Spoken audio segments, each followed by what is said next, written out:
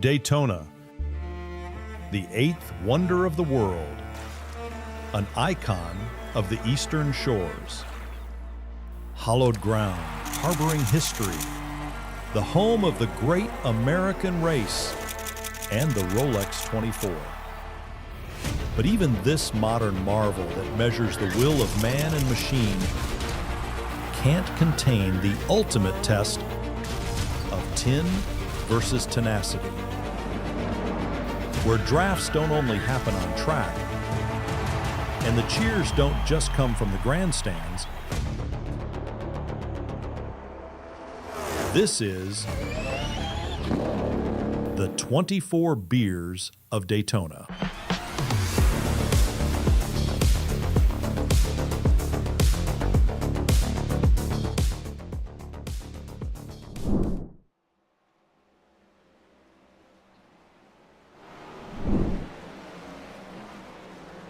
Welcome, everyone, to the Universal Motorsports Tour 24 Beers of Daytona. Hey, it's us, the Grid Vision team here, coming to you live. It's Joe LaCastro, Sheldon Atkins, and Austin Derbyshire, and we are here from beautiful Daytona on a beautiful sunny day, on a frozen day for some of us here in real life. But we are going to be bringing you the first session of 5 out of this fantastic event coming up here from Universal Motorsports Tour, and I could not be more excited to be here to break this down for you and to bring you this event here. We're going to start today with the NASCAR Gen 7s. Then later on, we've got the Mazda MX-5s. Tomorrow, GT3s, LMP2, GTPs. It's going to be a day full of racing. So we've got a day of racing today, a day full of racing tomorrow. It really doesn't get much better than this. And let me tell you, if you're here now for the start of it, then you got a front row seat to all the action that's coming up here tonight. Let's talk a little bit about exactly what this system is. We got some information here up on the screen, but what's going on today? Well, here we are, the 5th annual 24 Beers of Daytona. This weekend, drivers are going to embark on a 2-day event with 5 total endurance stages with different lengths and car types. They each will accumulate points awarded in descending manner via the finishing result in each stage. So after each stage, we'll calculate the results, and the driver with the most points at the conclusion of the 5th stage will be declared the 24 Beers champion. So we got the 5 stages. It's a fixed setup event. Admins are going to be throwing yellows here. There's a point system involved, and 50% of the entry fees are being donated directly to March of Dimes. So we did hit the goal here, $500 raised, and 50% of entry fees are going to be donated to March of Dimes in honor of all the Angel and Rainbow babies. The remaining 50% are awarded as the prize pot, $20 per stage win, and the remaining to overall winner. And then we got the 2 more per Trooper Challenge. Don't forget here, for every driver who drinks 2 or more beers, 14 total, 2 more for Trooper will donate an extra $5 with a $100 minimum here. So lots of charity tonight and today and tomorrow in this event, and a lot of possibility for these drivers to win a little on the side as well. So it's going to be a lot of fun any way you slice it. But let's talk to the other people here who are going to help me call this. Sheldon, are you excited for this year's event, my friend?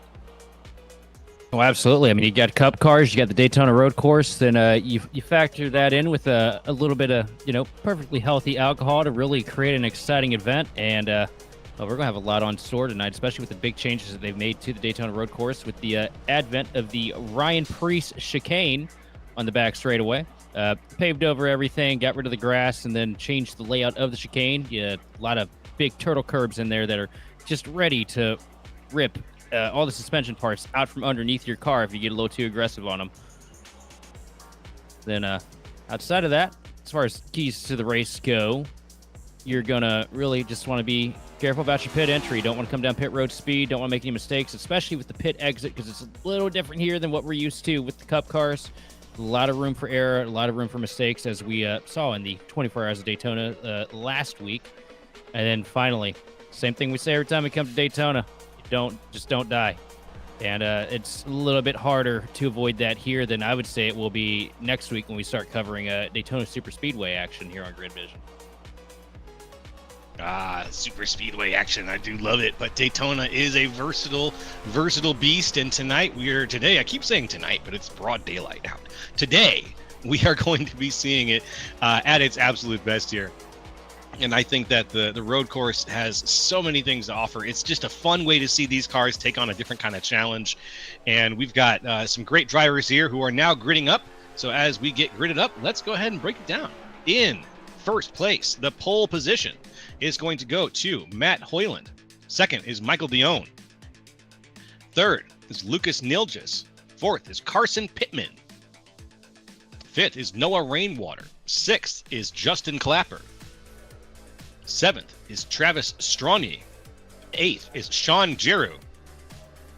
Ninth is Blake Hickman. And 10th is Colby Peterson. One of the grid 11 is going to be Chase Leahy with Ian Cable to the outside. 13th on the grid is going to be Michael Zuber with Damian Neeson in 14th. 15th place on the grid is going to be Chris Keenan with Rob Mickey to the outside of him. And then rounding out the field, going to be the man behind it all, the 25 machine of Bo Condon. Very good. All right. Well, everyone is in the pits now, just about ready to get out onto the field. I think we start. I think we're still in. Got a little open qualifying left here. But so, what are you drinking today, Sheldon? You got a beer with you?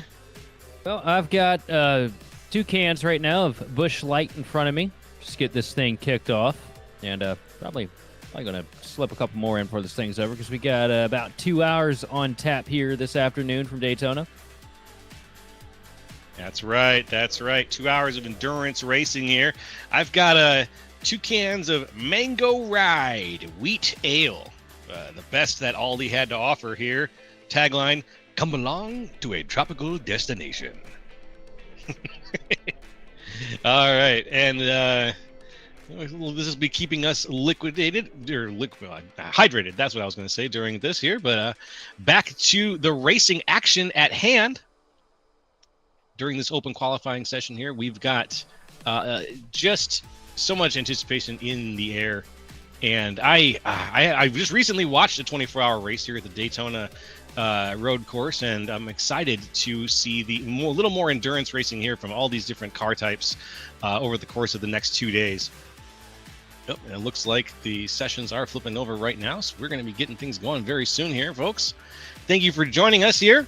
Be sure to hit the necessary or the not necessary, but always appreciated like and subscribe buttons that you might see on your screen right now to give us a little bit of support as we get things kicked off here. And the grid is forming up around the Porsche safety car. We're going to get things going. Yeah, it's been a while, I think, since we've covered Daytona, at least the road course layout here on Grid Vision, so it's going to be pretty unique for us. Yeah, very unique for us. We usually end up in this situation very often, but it's always a lot of fun, man. We always find a way to deliver the action, and I think that even though this might not be our usual bread and butter, this is our car, and these are our guys. So it'll be fun to see. Yeah, this car is more difficult to drive in a pack than ever. Another thing to make note of going into this season, a lot of aero changes that they've made to the next-gen platform has basically made it so if you're sitting outside of the top 3, it's pretty difficult to make anything happen because of how difficult that dirty air is, as well as the aero pull from the car behind you can really snap you loose. Not going to see as much of that here on the road course because of how slow they're going to get to the corners, but it could come into effect in some of these high-speed corners. I'm expecting the horseshoe to be extra treacherous for these guys here today with that.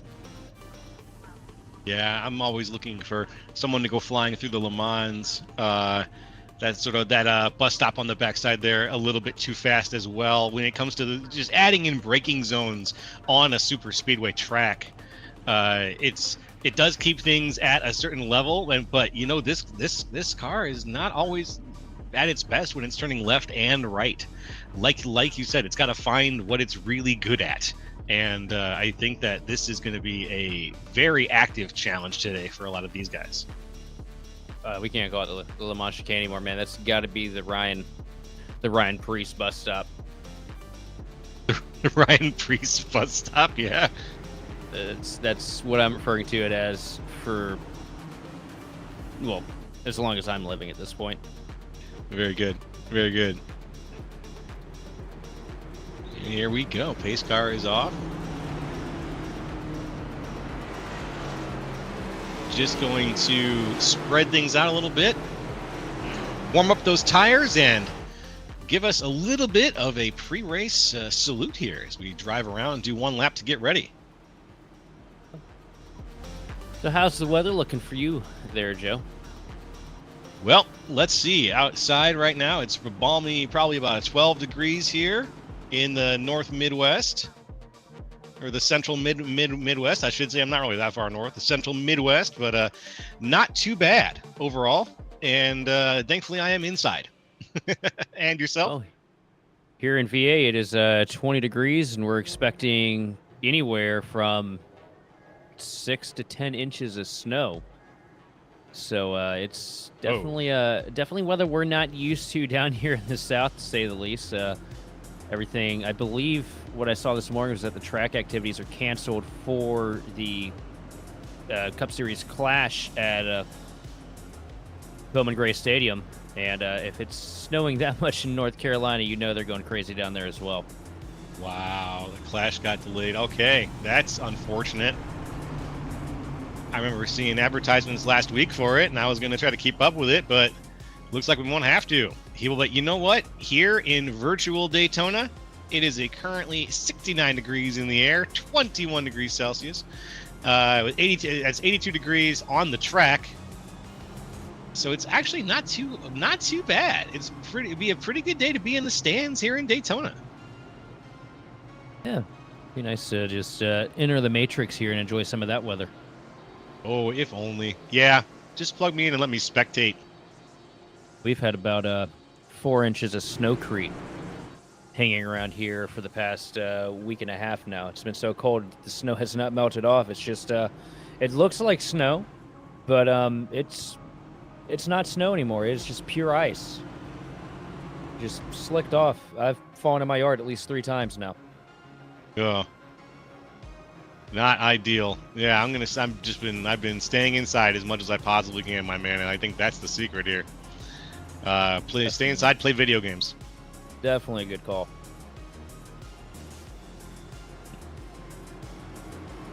Sounds like we are getting the heads up that green flag is going to wave this time around, folks. So be sure to crack those beers, boys, if you're playing along.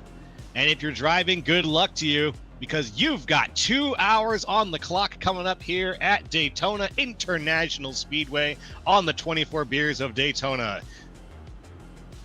So try your best to keep it tight. I will say, as far as weather goes, I think somebody that's really well on theme here today is that 5 machine of Carson Pittman. The Club Penguin Chevrolet, that's a throwback. Yeah. Oh, man. Back when we were all learning how to talk to each other online. The amount of times I got banned on there as a kid. I can see that. Yeah, I can see that. You would be the kid who got banned, and I would be the one who reported you, probably. Yeah, you probably did report me, and I'm still upset about it. I had so many special hats. So many special hats.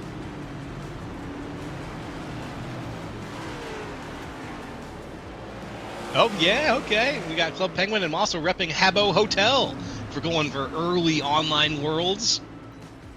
I don't want to get super nerdy about it, but yeah, we all had our little worlds in there, and now we've got a new shared world here in the world of iRacing, a wonderful simulator that we've all come to enjoy. And right now in Sim, it's about to kick off.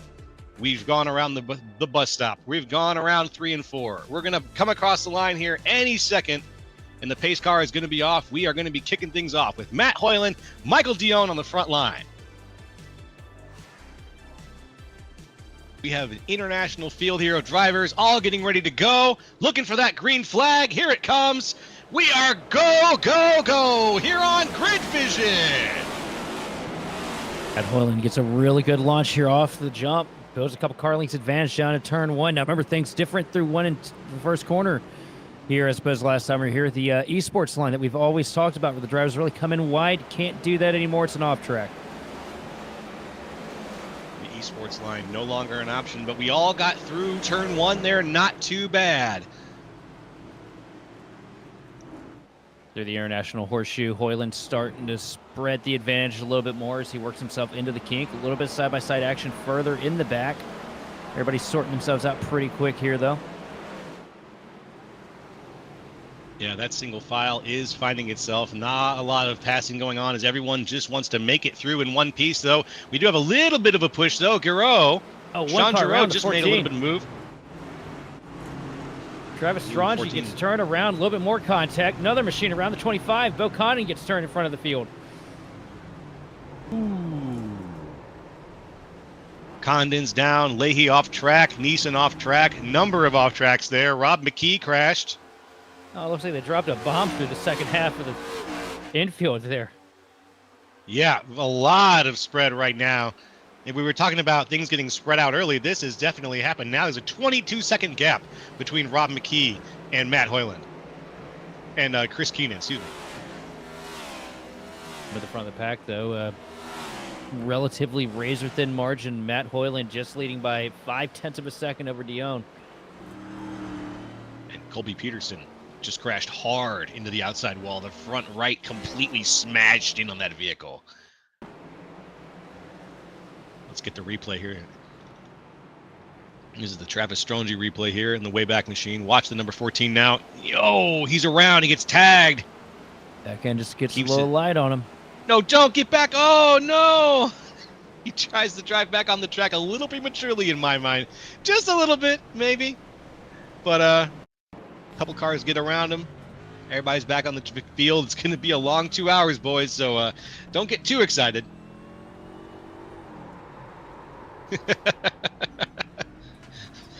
Good news for everybody is they can just continually drink their sorrows away on this one. That's true. You know, that's true. The way this race is set up, and the way the payouts and everything are, I mean, realistically speaking, if you're having a bad time, you can just forget about the race before the race is even over. Yeah, just let it all fade away. But you know what? That's the path to not winning the race, Sheldon. We want to talk like winners here. Oh, here comes the number 5 back out on the track. Well, if you set the high score, you're still the winner, right? It's true. Let's watch Colby Peterson. Here's the replay. Oh, Peterson up that and car just slams never into settled. the wall. You see it there from the camera, just a little too much speed, and you see the car porpoising there, just the constant bouncing we saw on the onboard camera. The car was never in the track there for the corner. Yeah. I saw the same thing that you were just saying. It just was bouncing a lot. There was never a grip moment where it seemed like it had a good grip. I was getting distracted by the livery of the car ahead of it. I'll be honest, but I don't know if it was that or the lack of grip that caused. It was a little bit of both, maybe, that caused that crash. Luckily for these guys, they don't have to take the NASCAR chicane on the travel that we had when we actually ran the cars here a couple years ago. Oh, yeah. And that presents another challenge. These guys are hitting about 201 miles an hour before they get into the brake zone for the first turn.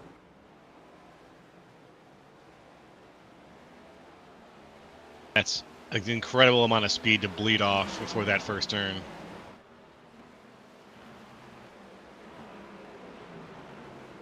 And here we go. Hoyland. Ooh.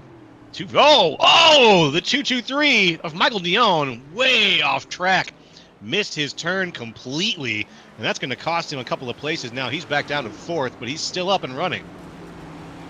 Remember, he was just a couple tenths of a second off the back bumper of your race leader. Yeah, he was just a couple of tenths off, barely that, but then he took that wide line, and my first thought was, what is he doing? And then he just kept driving off the track. Got him there too deep, and car did not want to rotate on him. Yeah. Yes, indeed. Going back a little bit, we got a 2-wide situation. Sean Giroux, Michael Zuber. The Miller Lite car. Very appropriate livery for the day. Pushing forward a little bit. Sean Giroux's Jack and Coke car. Trying to find itself here in the Le Mans. And Zuber's got the advantage.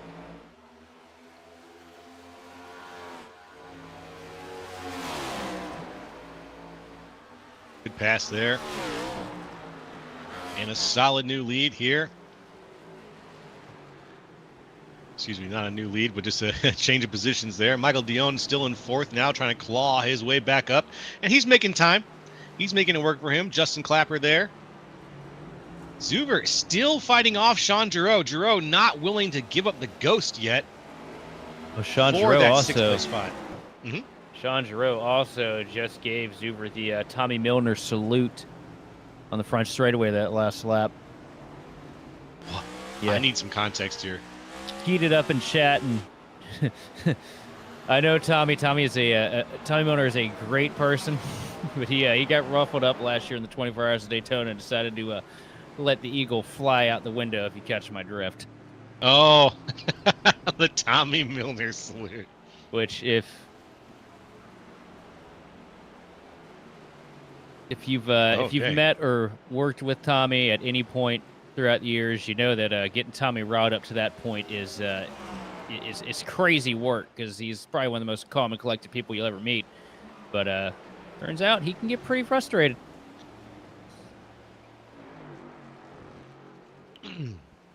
Yeah, and especially in the racing world, where frustrations can fly very hot and very fast. I've never done that. Nah. Not a single. I didn't have that as a hotkey on the button box at any point.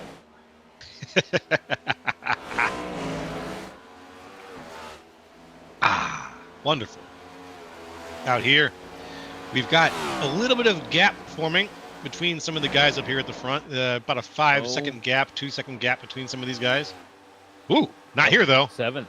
Valve for 7 starting to heat up. No Rainwater all over the back bumper. Sean Giroux, a little bit of contact out of 4. Now Rainwater tapering up to the top of the track here, trying to get a better arc into turn 1. Giroux driving defensive. Ooh. Giroux just a little bit off track there. Not too bad though. Rainwater right behind him. Oh, big off track behind though. Blake Hickman. He's too busy watching the battle ahead of him, and he went flying off the track. Oh, here comes Rainwater. Giroux's wild. Rainwater gives him a bump. Giroux off the track into just barely missing the Armco barrier there in the Jack and Coke Chevrolet. Oh, man, that was wild. Did he contact him? I don't think it doesn't he contacted him. look like contact. I think Giroux was just trying way too aggressively to put a little bit of distance between him and Rainwater. Sent the car a little deep, grabbed the rumble strips, and then it hits a little bit of a dip off the track, and it snaps right around on him. Yeah, that was Hickman there in your replay camera for a second. Now coming around the corner. Here's the dive from Rainwater. No contact between the two. I thought there was at first just because of how rapidly the car went around, but I think he just got off the track into a little bit of that dirt and debris from practice, and it just snapped him around. Mm-hmm.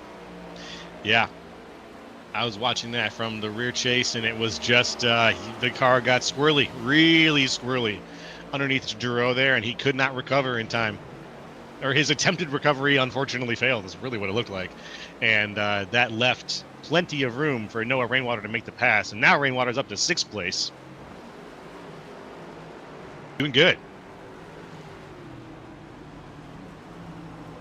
Oof. Oh, cars around. Got Damian Neeson there. Neeson not looking good there in the 420 right now. He might be trying to avoid towing, but he's got to wait for the whole field to pass him right now. I think the lesson of the day should be drinking good, smoking bad.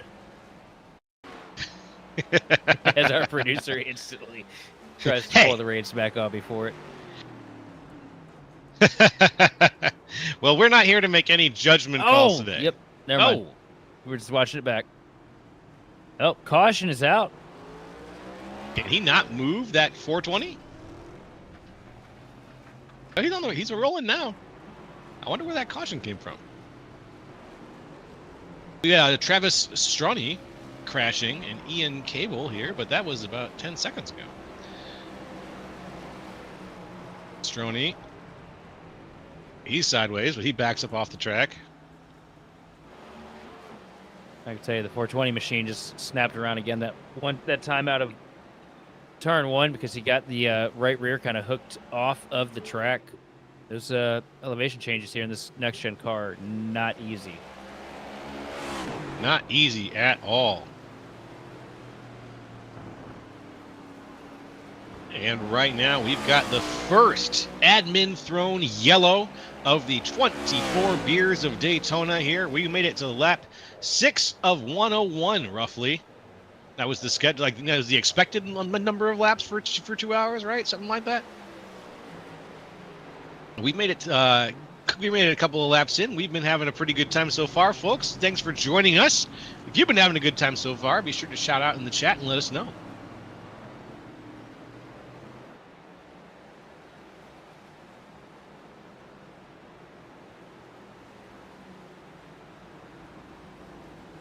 The only person in the field right now that is disappointed by the caution is your race leader, the 44 machine of Hoyland, who had done a pretty good job separating himself from the field, and everybody bunched up here, and as long as he can get through that first turn, I think he's more or less set straight.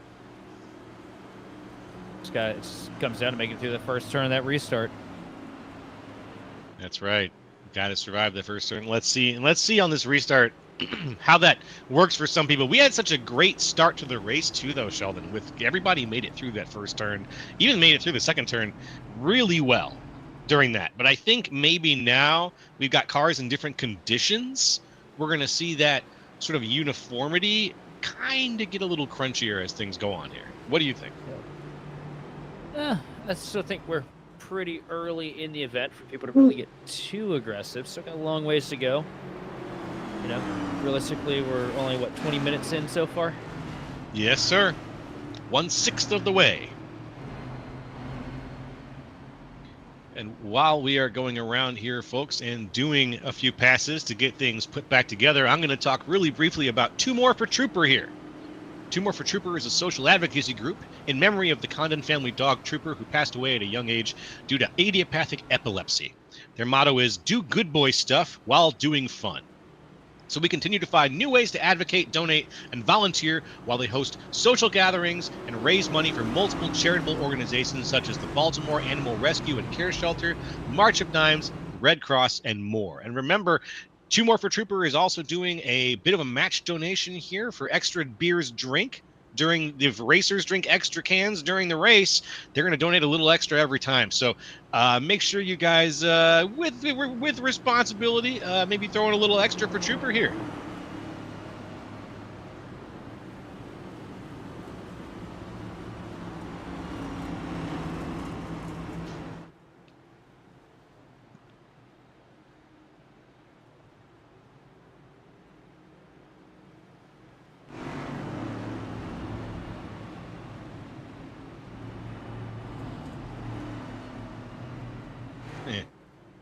And what we're also going to do here, folks, is go ahead and take a break to stretch our legs here on Grid Vision. So we'll be back with more of the 24 Beers of Daytona's first stage. Stick around.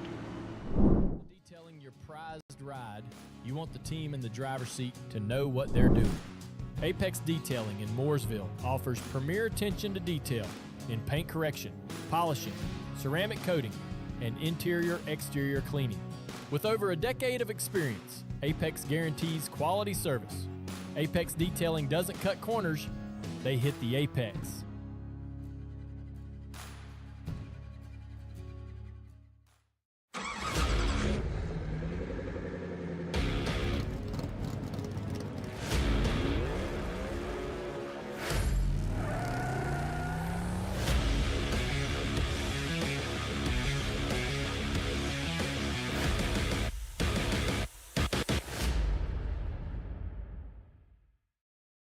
In 2025, RL Productions and their clients partnered in a creative journey that spans 6 states, plus DC.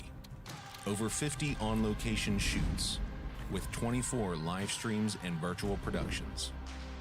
16 conferences, summits, and events, producing over 350 video assets, sourced from over 25,000 raw video clips, and supporting the initiatives of 13 nonprofit organizations, all with the goal of growth through inspired and creative storytelling. Thank you for letting RL Productions serve you. and for proving that in a new world of AI, nothing beats real life.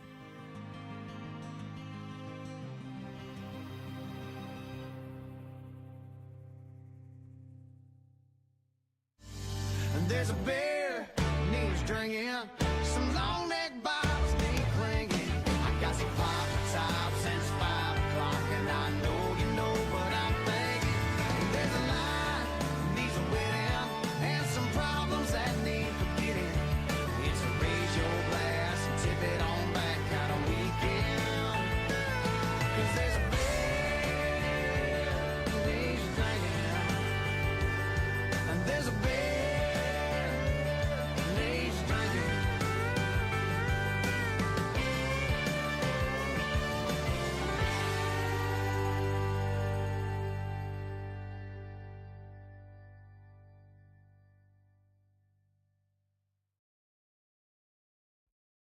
Racing isn't easy, but experiencing it is. iRacing puts you in the driver's seat with the industry's leading sim racing game. Drive on laser scan replicas of the greatest racing circuits from around the world. Go head to head against other drivers chosen by skill-based matchmaking to ensure competitive racing at every level. Compete across all your favorite series. In officially licensed cars, engineered to deliver the most accurate driving experience possible.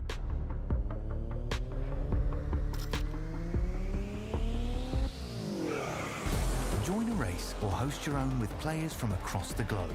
Race against the computer or in...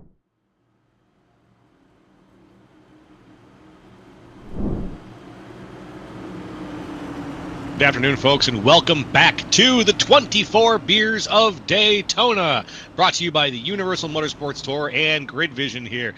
We are about to get things going yet again here after our first full course yellow.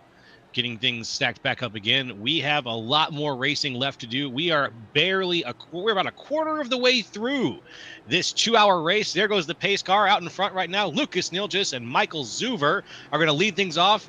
And we're green yet again. Here we go.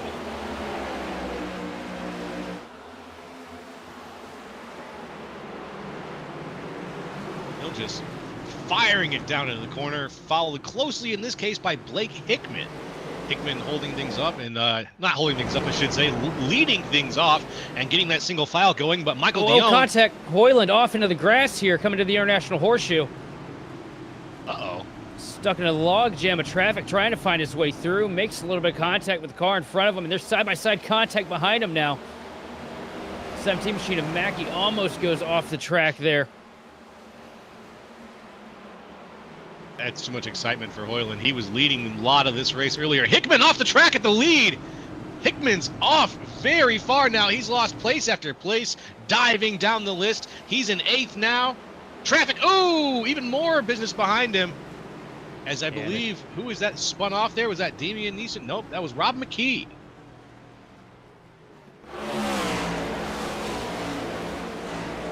Up at the front, Nigel's up at the top of the track here, down to the bottom. Here comes Michael Dion. Remember, Dion ran second for the first section of the race. We got another caution. Another caution out on the field here. It's going to slow things down again for a little bit. What an exciting start to this restart to this race, though. These guys were out for blood here. Look at that. Coming on to Oval 1. Couple cars get around.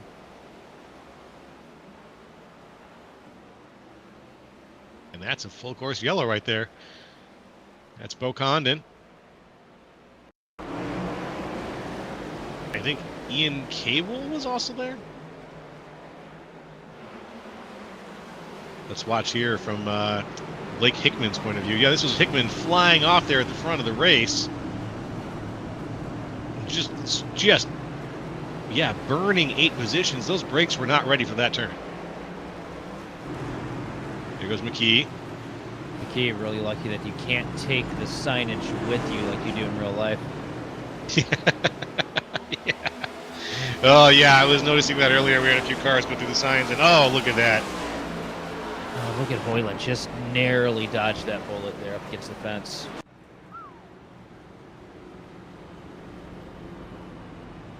If he ever gets back to the front, that could be the winning move of the race right there. Yeah. That dodge right there. Absolutely. That's true. That's true. It gave Hoyland a chance to get back around to the front.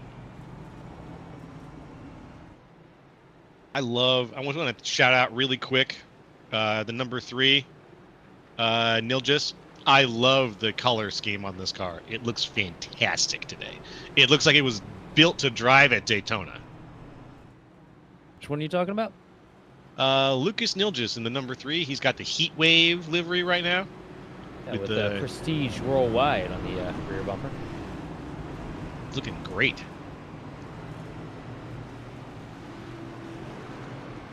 Fantastic looking car. Just really a car built for Daytona. You know the lyrics to any Prestige Worldwide songs? I There, don't. Joe?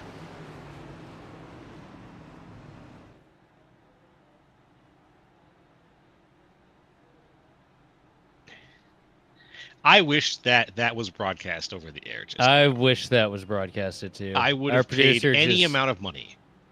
Just laid out the lyrics for the #1 boating song with perfect form and flow. But we would Drop probably bars. be taken off air if that song was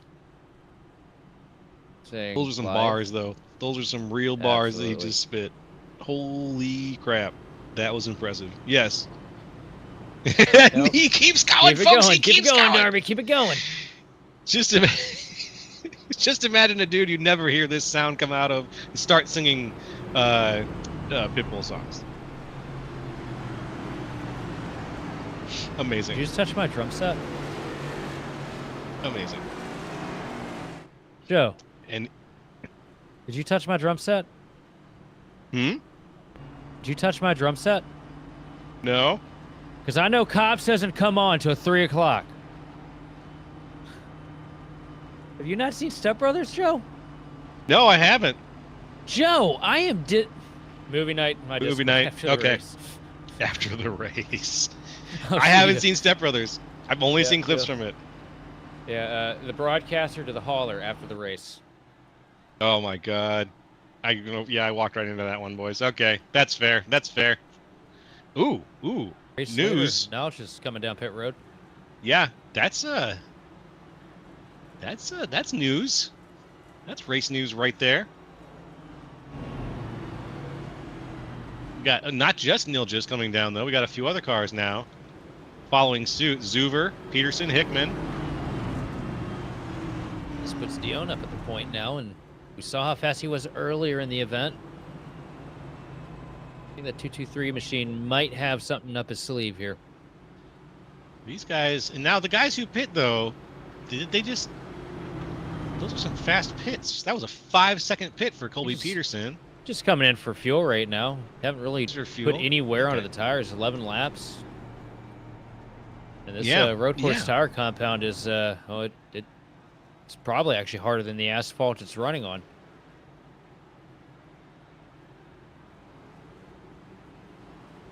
Well, the boys are getting lined up again. Dion out in front with Justin Clapper.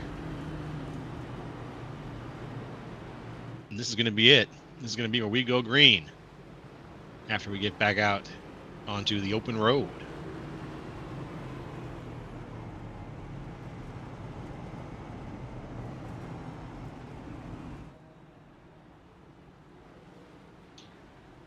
And I wonder how the strategy is going to play out for Nilgis. He sacrificed a lead for fuel. I guess he's anticipating more yellows coming up. Oh, you just want to have as much in the tank as you possibly can. It's a 2-hour race. You're not going to make it to the end if you're on empty. Hey, practical. You always have got such a wonderful way of putting it so practically, my friend, and it just makes sense. You're not going to make it to the end if you don't have gas, right? And if you get gas early, or if you get gas later, makes sense. I know what's wrong with your lawnmower, Joe. Oh no. You ain't got no This is gas. another in it. quote from Step Brothers. No, this is what? You ain't seen Sling Blade? Sling Blade? Sling Sling Blade? Blade? I haven't seen a lot of movies apparently. What you gonna do with that Sling Blade, Hank? Travis peculiar with it. What? That was the voice everybody did before everybody started doing the Borat impression. That was what everybody did before they started doing Borat impressions. Was they did Sling Blade impressions? Before my life, it was I want French fried taters. The only time that I remember my only Sling Blade reference is in 30 Rock when Liz goes, "I love these French fried potatoes," and Jenna goes, "No, you don't, Sling Blade." You don't know. You No, don't you have don't, done bro. that to him. He was only a boy. No, I don't. Oh my God, terrible. I am lost Drown to you. yourself. I know. I'm lost to you. Are we Anyways, actually paying him, Darby? let's get back on the race. Let's focus on other things besides my shame. Step My- Brothers and Sling Blade, bro. You're batting 1,000 right now. I know. I just keep hitting dingers. Can't help it. But you know what? We can You know, help. we're gonna find out he's never played Skyrim. I played Skyrim on day one, baby. I was there. 11/11/11, the day So it you came beat- out. So how many times did your PS3 crash?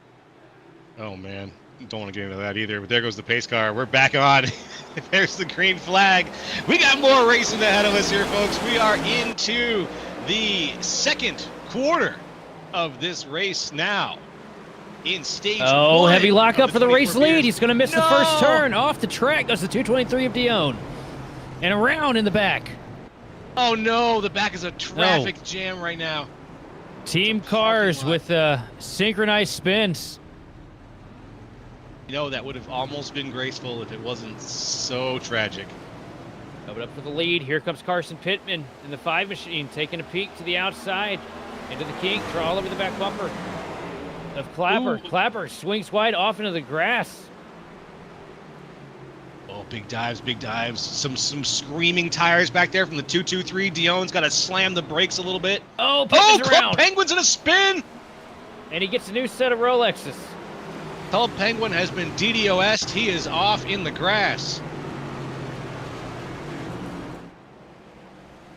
And out in front, Justin Clapper now, a man a bit alone. Oh, He's into got the plenty of tires. space. Oh, no. Rob McKee. And he's still getting roughed up. Not again, Rob McKee, no. I want to say good things about you, Rob McKee, but right now, bad things are happening. Horrible, horrible things. That's true. Oh, big bouncing into the Le Mans right now from the leaders here. Justin Clapper leading the way, trying to Oh, get that no. car settled. Oh! Dion around again. Dion into the wall. Yeah, he's going to be back a little ways now. That's going to set Michael Dion back to 10th place, 11th place as he falls back further. But up here at the front, Travis Stroney is holding off Matt Hoyland, one of the former race leaders who now has found his way back up to third after a very artful dodge of one of our yellow flag crashes. Hoyland right now just feels like he's tap dancing through minefield, and he's going to get loose in the Hoyland. first turn. And he locks it up and saves it. Wow, Barely. what Nope, a save. still, yep, there it is. Oh, but right in front of him, rainwater gets loose and slams the inside wall. This is, I feel like I'm watching like a destruction derby right now, or like I'm watching someone play flat out. With the amount of crashes, I feel like we're watching your day one gameplay of Skyrim. Yeah, we're back around. Here we go. Back to the top. That's comedy, folks. I love it. Thanks, Todd Howard. Thanks, Todd. Maybe before I'm 60, we'll get the follow-up. We'll see. Someday. If he doesn't keep killing fan projects. It's got to keep remastering games that people stopped talking about 20 years ago. As you see Hoyland take a dive down to the bottom here, trying to take third back from Rainwater. Rainwater uses the outside line to his advantage, though, through ovals 1 and 2. Going to pull a bit of a bead here on the 44 machine as we come down the Daytona Super Stretch.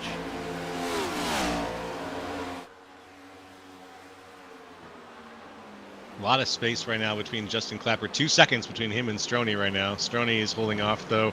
The battle between Rainwater and Hoyland. Oh, and behind them. Some illegal man. driving going on here. You hit those Tootin' Mean Age Needle Teetles there. Yeah, there was a lot of off-tracking there as well, as you saw about 2 or 3 cars having to Is that cut Michelangelo corners. or- Donatello he just hit. That was. But I'm guessing it was Splinter. Mikey. As big as those curves are, that's Splinter, dude. Splinter. I just hit a red at Daytona. Help. Help. I'm about to crack Mango Ride number 2 as we get things going here up at the front. The racing action is still hot. Rainwater just about got shipped coming out of turn 1. Oof. And look who it is. Lucas Nilja's back up here. Yeah, Nilja's not going to give this thing up. The 3 machines come here for a reason this week. That's to win a race here. And he really is putting down time, especially because of where he put himself earlier with the pit strategy. Now he's got to make really organic passes and actually work his way up through the field. Well, Niljas has recently discovered that the winner does get admittance to the Catalina wine mixer. So, Yo! the Catalina freaking wine mixer, man. You're going to keep making separate references until I watch Yes, it, I right? am. I'm very, Okay. very disappointed in everything you stand for at this moment.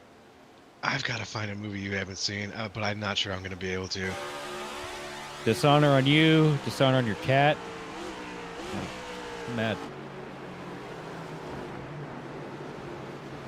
Watch, he's going to say he doesn't have a cat. I don't have a cat. I have a dog named Beef. Cat. Dishonor on you. Dishonor on Beef! Oh! It turns out the dog is actually a cow. No, the dog's actually a hippo. Is really what he is. So we watch the former race leader. You tell me there's a hippo in the city? What reference am I missing here now? That's a WKUK reference. Okay. It's a Trevor Moore song. As we see, Hoyland move himself back up into second place. He's trying to close the gap that Clapper has put on the field here. And that is, yeah, he has managed to close that. That was a 2-second gap that Justin Clapper had, and Hoyland just said, nah, I'm going to make this way more competitive. Yeah, Hoyland is there now and breathing down his neck. Remember, that 44 machine has been the fastest car here all day. Fastest in practice, fastest in qualifying, and as far as lap time averages go, well, it's still the same story. Yep, and it's him and Michael Dion with the fastest laps right now. 1:46.82 for Matt Hoyland and a 1:46.91 out of Dion. Yeah, but Dion's kind of driving a brick at this point. Isn't it? Yeah. A flying brick, that's definitely true. And unfortunately, it looks like it's not going to be something that he's going to be able to easily bounce back from. Oop, pardon me. Ugh. He is in a Jeep right now. Sorry, Darby. But cows have more aerodynamics than Jeeps. It's just a proven fact. That's accurate. Yeah, no disrespect. That calls it how I sees it. But right now, Hoyland closing the gap even more through the Ryan Pre chicane through 3 and 4 now. Just separated by about a car length and a half your race leaders. It's hard to talk after a beer or two, doesn't it? It does. I'm about a third of the way through my Mango Ride number 2, and I'm starting to string words together in funny ways, but not quite yet. Not quite yet. It's only 4%. I can't really start claiming that it's causing any trouble. Oh, Hoyland says it way too deep. So does your race leader. Both cars off the track. And Clapper's trying to come back. And Oh, are they going to collide? And the 3 machine takes the lead. Wow. Wow. Patience pays off for Lucas Niljas. Amazing. Let's watch this here in the replay. Watch this dive. Massive scream, smoke. Both based their entry there off of each other and not what they should have done, and that was the actual corner entry. Yeah. Yeah, you got to race the track. You can't race your rival. You got to race the track. He's just there to distract you. And I think for that turn, both those guys just raced each other right into that turn. That's what 200 miles an hour into the first turn at Daytona looks like. Oh, man. Look at how much wheel Hoyland had to put in there. Lucky that he didn't end up snapping that car around, transitioning back onto the racing surface. Yeah. Yeah, that was a clincher. That was a clincher, and it afforded Lucas Nilgis in the 3 all the time in the world to make the pass. There's a trail of 5 skid marks there for Hoyland. Yeah. Oh, no, and it happens to 14 through the chicane, right in front of Hoyland. Stroney.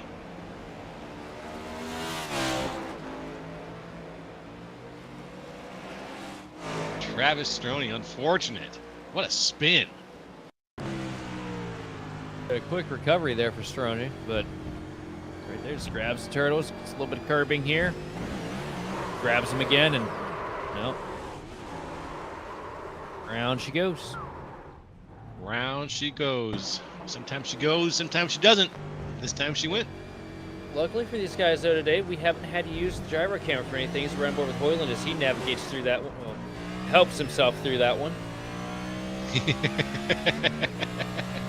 That wasn't on. I mean, it was just Hoyland was just giving him a polite, kiss there. Polite move. Yeah, a little smooch.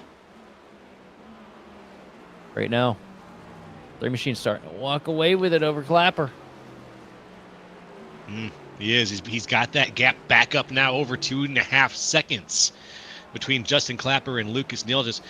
Really impressive. And Hoyland is one of the only people I think who might be able to find that and close it again, because he's proven that on this track tonight, there are probably very few people on this track who know it better than Matt Hoyland right now.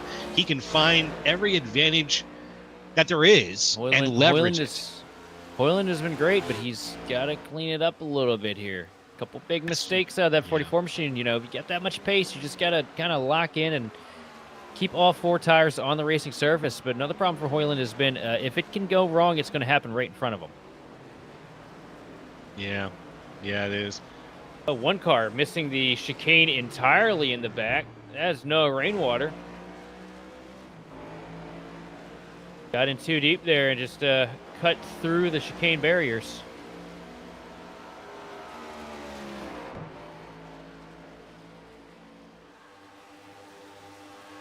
Rainwater looking pretty good there. Nothing really that close ahead or behind. He's got 4 seconds to Hoyland and 6 seconds to Michael Zuber behind him. So right now, Noah Rainwater has just got to drive as well as he can. Oh, big blink on a Rainwater. Oh no! They took Club Penguin down. Again. Oh no. The other 5 car. Club Penguin down problem again for maintenance.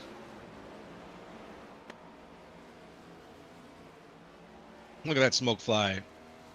Looks like he was burning one down after the race. Remember, kids, don't burn them down during the race or you will be too intoxicated to drive. It's a bad day to be a Penguin, that's all I can tell you. Oh no! Clapper around from second place.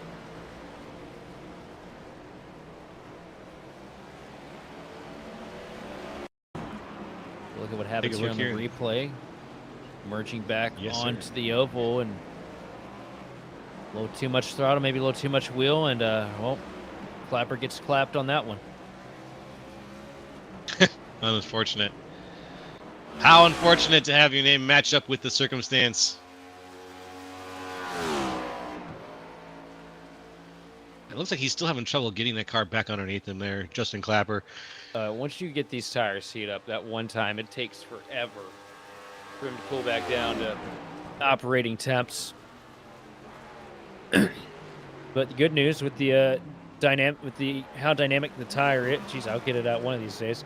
With how dynamic the tire is on the Gen 7 car right now, you do have the ability to cool the tires. It's not like the Xfinity car or the truck where, you know, it feels like you heat it up and it's just done. It's done for the rest of the run until you put a new set on. With this current Cup package, if you're smart with them, they will come back to you. Well, that's good. You can recover from that at least. It's a car built to drive for the long run. It's not one that's going to succumb to a condition immediately and be like, well, I'm written off for the rest of the race. Dive in the horseshoe. I see it. And Zuber's going to make it work. Zuber with the zoom. Can he do it? He's a little bit ahead. He's just far enough ahead now. Oh, they're way too far ahead. Out in the grass. They're Oh, and the dirty tires come back to bite him. Zuber misses the corner here. I thought he had the John Deere livery on for a second, the way he was driving through that grass. About a $500,000 lawnmower, as we see the 05 machine coming out with the jump scare there. Wow. Yes, he did. I think that's Just sitting there waiting. Tell me you've seen that, right? Dexter. I've seen some Dexter. Surprise. I won't repeat the rest of it. Yes. We're on air. Yeah, that's what that felt like for a second. Yeah, that I know. I know that scene. Surprise. Love it.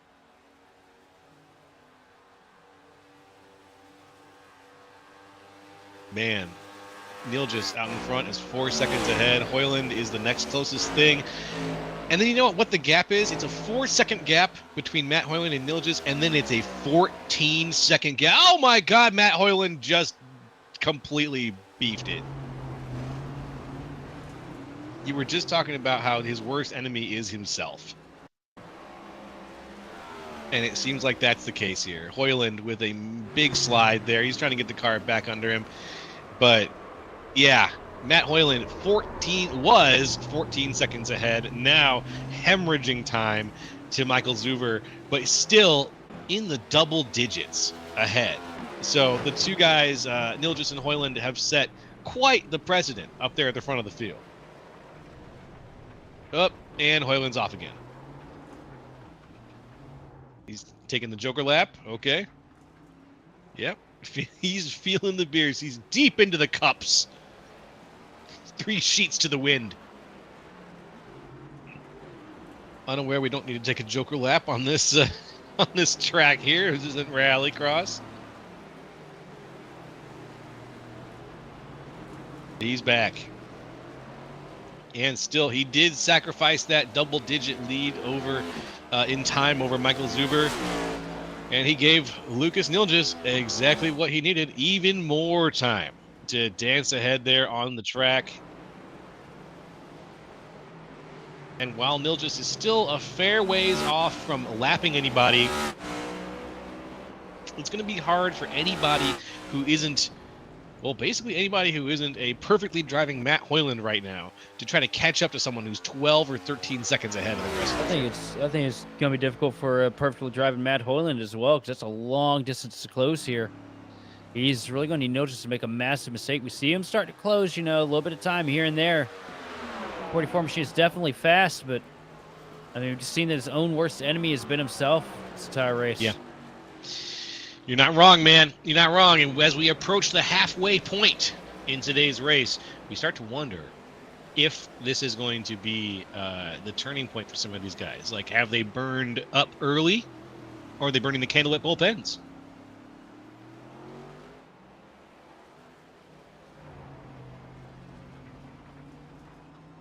Neil just right now just trying to keep the car on the track. It sounds like taking a nice, easy turn.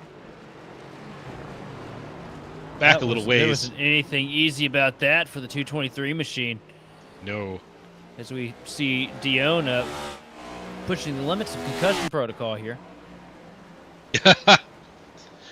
Driving the moguls like he's wearing a pair of skis. Lots of bumping. Whoa! You see, had a big slide a little bit ago there. It's never pretty. It's never pretty.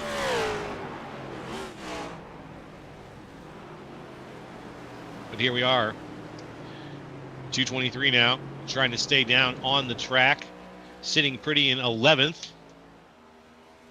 That's Michael Dion. Michael Dion, one of the fastest drivers on the track tonight, has had to survive some pretty tough scrapes to hold on to the place that he's at even.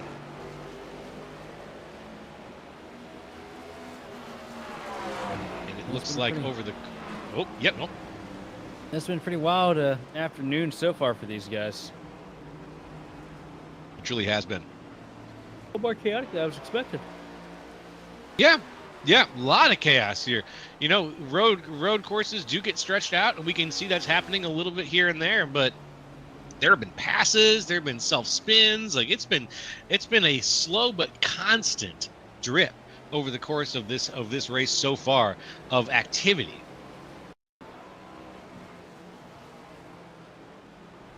Now, fingers crossed, we haven't had a yellow since the 1/4 point through the race.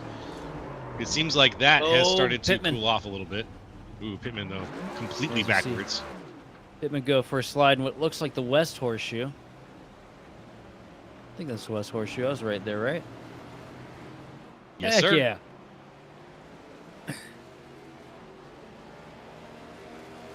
The West Horseshoe. I still got to get my turn names down for the road courses. Maybe this year I'll have the corner names for Coda figured out. Just maybe. They always time we go name there, such it feels- interesting things. Every time we go to Coda, it feels like it's just an entirely different track. Oh, one car around. One car. Yes, sir. Carson Pittman. Again. And the March of the Penguins is not going well. No. They're going in circles, but they're not getting anywhere. Unfortunate. Yeah, the Club Penguin car has had some ups, but mostly downs this afternoon so far. It's unfortunate to say. Recovering from that, Carson Pittman is going to have a real uphill climb. But let's go ahead, and while Lucas Nilges is setting the pace out there at the front, we are going to take a little break, and we'll be right back with the second half of this endurance race here at the 24 Beers of Daytona, so stay tuned. Detailing your prized ride, you want the team in the driver's seat to know what they're doing. Apex Detailing in Mooresville offers premier attention to detail in paint correction, polishing, ceramic coating, and interior-exterior cleaning. With over a decade of experience, Apex guarantees quality service. Apex Detailing doesn't cut corners, they hit the apex.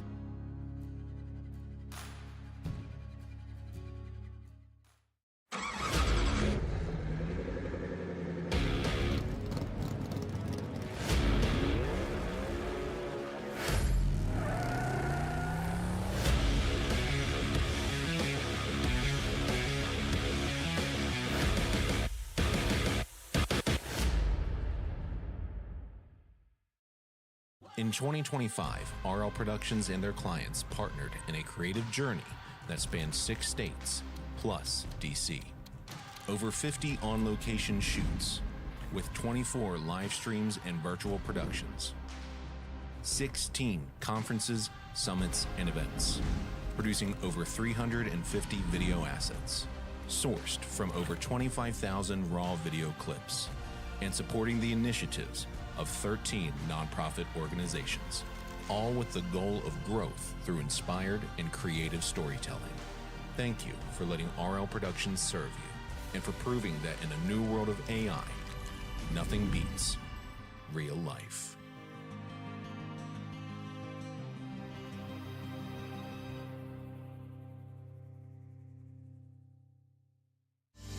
And there's a bear needs drinking, some long neck bottles need clinging. I got some pop tops since 5 o'clock, and I know you know what I'm thinking. And there's a line needs a wedding, and some problems that need forgetting. It's a raise your glass and tip it on back kind of weekend. 'Cause there's a bear needs drinking, and there's a bear.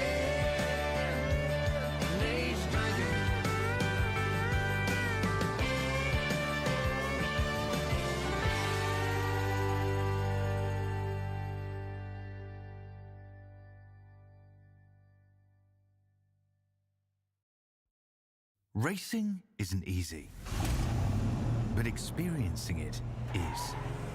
iRacing puts you in the driver's seat with the industry's leading sim racing game. Drive on laser scan replicas of the greatest racing circuits from around the world.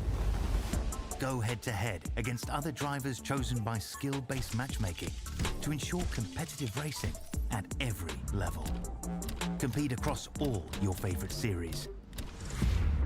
In officially licensed cars, engineered to deliver the most accurate driving experience possible.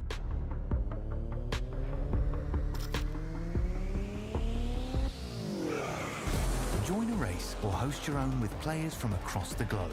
Race against the computer or in a league with friends. Feel the thrill behind the wheel. Visit iRacing.com.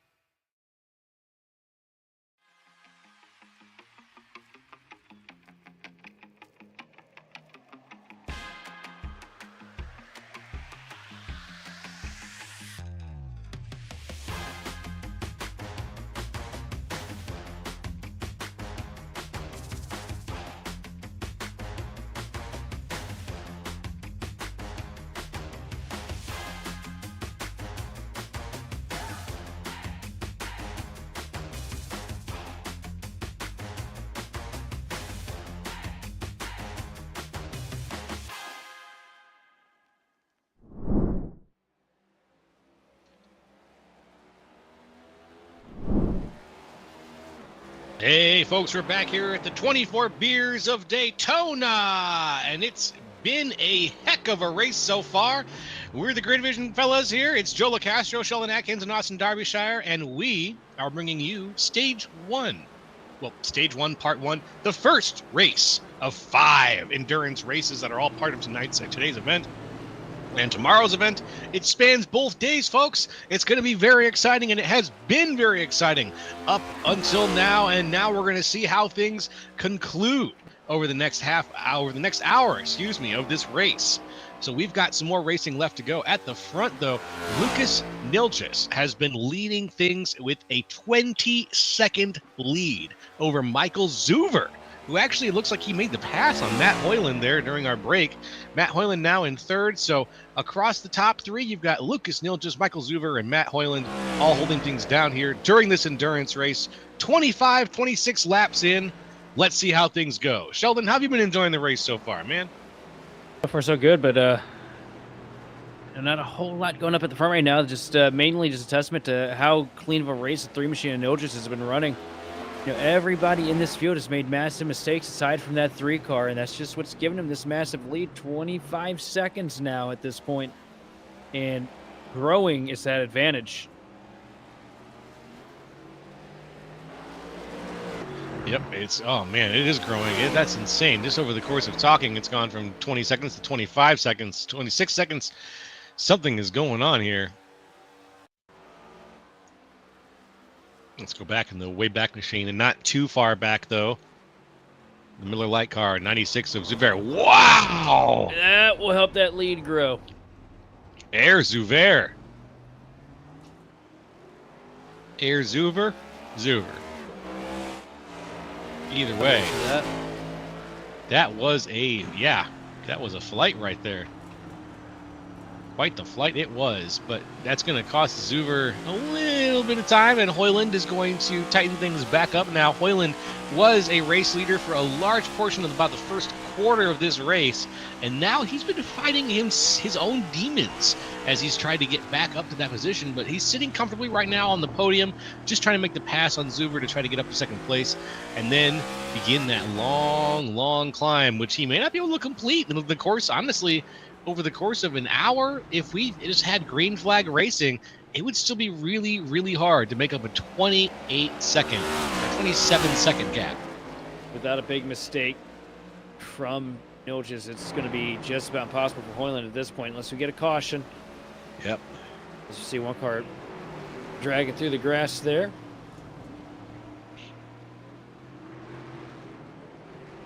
'63 machine of clappers. You see him getting passed by Bo Condon here. 25 machine had a bit of a rocky start here, but Bo Condon's starting to rise back up through the ranks here as we get later into the event. Looks like he's really starting to become comfortable with the car in the track combos. We got a big slide behind him. Clapper goes around, coming back onto the oval. He's back up, trying to find some traction, though. Going to accidentally block Chris Keenan. There we go.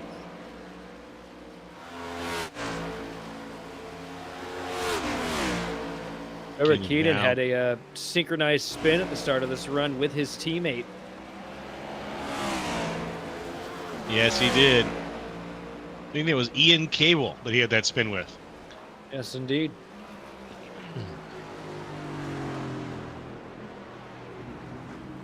Watching now to see where the action is at.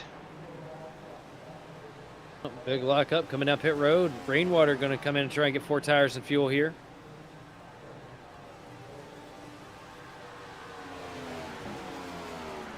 And now the strategy is pretty much any way you want to slice it. Just want to get fuel in that car. Make sure you can make it to the finish.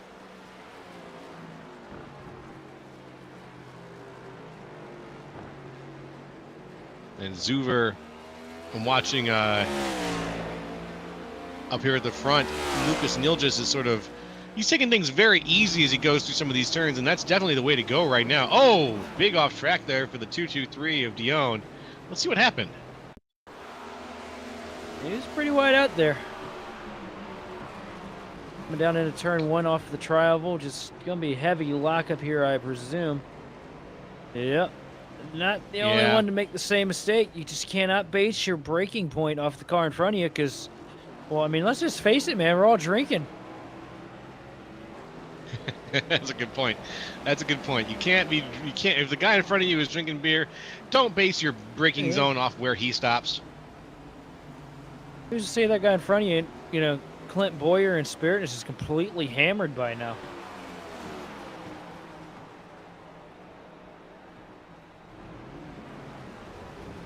Well, if he is, remember every beer he drinks extra is a little bit more from 2 more for Trooper. Or 2 for 2 for Trooper. I'll drink to that. Yes, indeed. Big wiggle out of Hoyland here. And into the International Horseshoe, everything fine. Trying to close in on Zuver here for second place.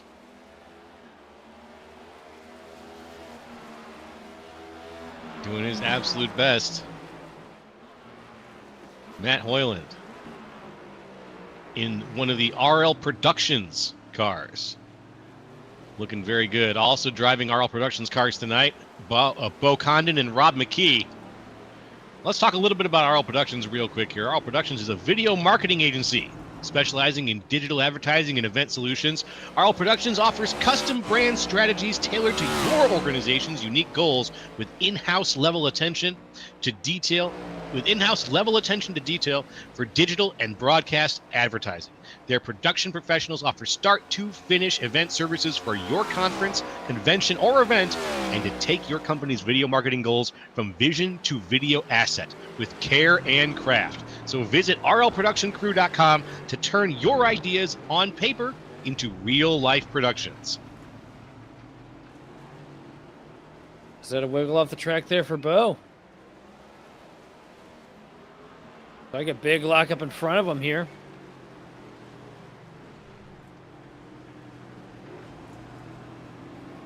Ooh, Oh, and we have a yellow. yellow flag is thrown.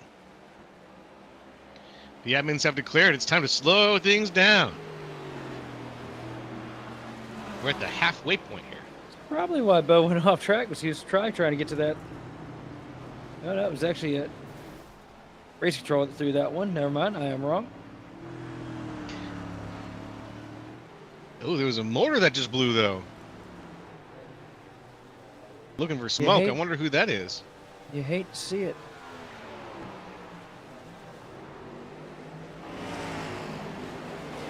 It's really unfortunate. So I'm gonna have to spell it out here because my daughter is present and will freak out if she hears me say it. But there is a bit of SNOW coming down here in VA. Oh, magic. That's got to be pretty, though.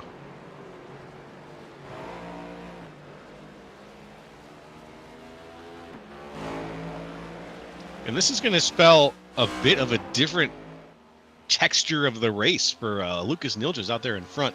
He was enjoying a gap of about 30 seconds almost with the cars behind him, but that gap is going to vanish thanks to this yellow.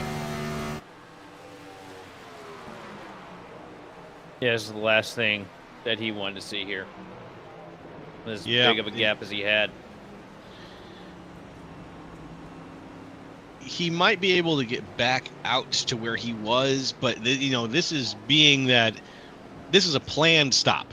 This was so he knew this was going to happen. And this has got to be a situation now where he's got to have a strategy for how to maintain the position he's in for the rest of this race.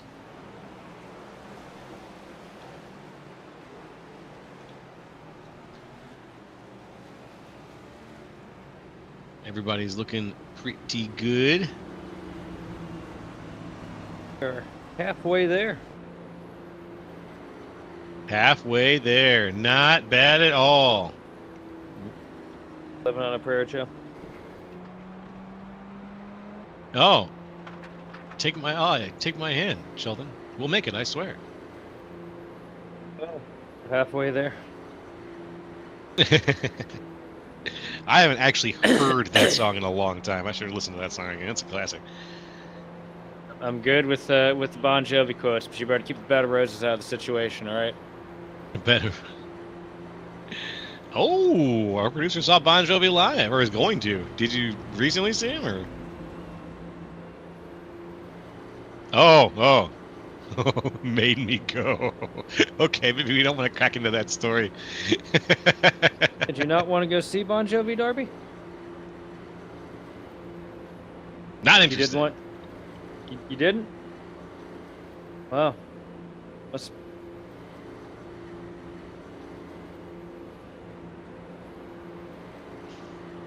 Like Bon Jovi, that's the most un-American thing I've ever heard. Sean. I saw. Yeah, well, we know you're Canadian. That's not an he's- excuse, though. Bon Jovi is an international icon. It's true. Haven't you seen U571? He's an actor too. Yeah. Saying you don't like water or air. Water, air, love, Bon Jovi, all things on the same level. America invented those things. You're welcome. America invented those things. Well, you sure perfected them, that's for sure. Absolutely. Water and air, well, that's just Mountain Dew, my friend. Mountain Dew and cigarette smoke. You can have Mountain Dew and cigarettes without water and air.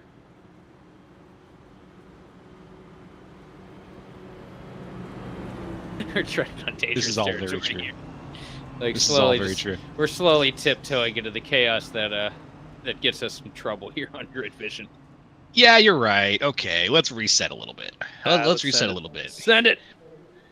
Yum, yum, yum. I love beer. Yum, yum, yum. Beer is good. Drink to that. Ah, and so I did. And so I did. See, I didn't even eat anything for breakfast today, so this was definitely a bad call. Yeah, I didn't eat breakfast either, bro. I woke up and was I did my Saturday morning stream And then I got on and did some streaming on Twitch too. And A little shameless self-promotion. Never hurt nobody.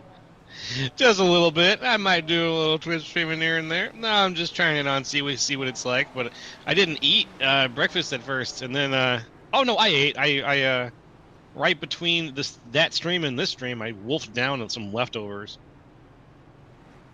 Makes me really want what's it, some pokey pastry?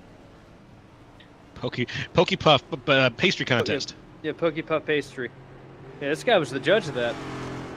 It was back in the day. Wow, that was a long time ago now. That was 12 years ago, 10 years ago. It was a long time ago. Getting old. Getting old there. That's okay. The older I get, the better I sound. That's one of the nice things about being a voice actor is that you can, as long as your voice acting is that of an old man, you can do it for decades. Or if you're a woman playing the role of a young male character, you can do it for That's decades true. too. Like the lady who played Ash. Yeah. Yeah, like just about every little boy character you see on TV in cartoons is 110% acted by like a mid-40s to 50s woman. Yep, absolutely. Yep. Nancy Bart Cartwright, Simpson, Timmy Turner. That's true. I think Jimmy Neutron as well. You go through all the Nickelodeon stuff. Tommy Pickles. Yeah, we already mentioned Ash from Pokemon. Yep. I think Billy from Billy and Mandy as well, right? I don't know. I think That's a Billy good was. question. That would make sense. Johnny Bravo's just here, man. It On would the- be on the impressive. opposite It spectrum, would you be got Johnny impressive if it was a Bravo. woman. We have so derailed here. It's great. I would very much respect that. Yeah, we got a little derailed, but it's okay. It's an endurance style race, and everyone watching is hopefully having a good time, reminiscing some good classic cartoons while we get things stacked back up here in Daytona. So what are you doing if you go to the bar and the old woman hits you with the hoo mama? Oh, mama. I don't know. I'm probably going home with her, to be honest. I don't think I'm going to have much say in the matter at that point. I am going to be too head over heels for that sweet voice. Joe is actually very, very easy sale. Darby is not wrong on that statement. You want to buy a car? Sure. Yeah, I'll buy a car. You're not going to want to sell me one, though. It takes minimal coursing to get Joe and I in here that any time during the week to do these casts. So Pretty much. I love doing it. This stuff is a lot of fun. And glad we got a chance to come out here for these guys and call this race today and call some races tomorrow because we always have a good time here on the Grid Vision broadcast. it's always great. And these events that Bo and his crew put together every year too, just incredible events, great races. It's going to be a stacked weekend here on Grid Vision, so I hope everybody is buckled up and ready to go, and potentially with a DD as well. Yeah. We do not condone real life drinking and driving, but when you are digitally driving and you're raising money for charity, have a few.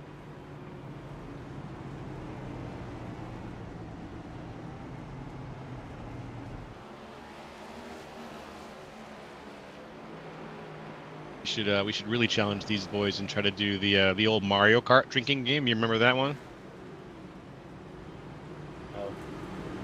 You have to. Everyone cracks a beer at the starting grid, and you have to finish your beer before you finish a lap.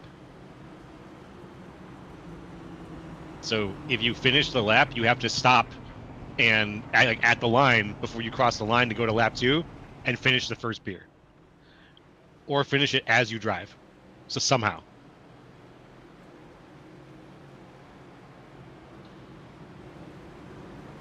Kind of like what we're doing here. Kind of like it.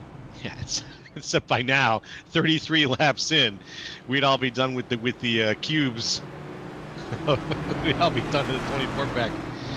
And I'm not sure anybody would be driving straight, but yeah, when you got a nice little 3-lap race, you have to finish your beer before you finish a lap. So you have to do 3 beers during a race, or some people just play finish the beer before you finish the race. But that's easy mode. No one was. Yeah, that's what we're doing here. Finish the beer before you finish the race. Because if we went by laps, it'd be insane.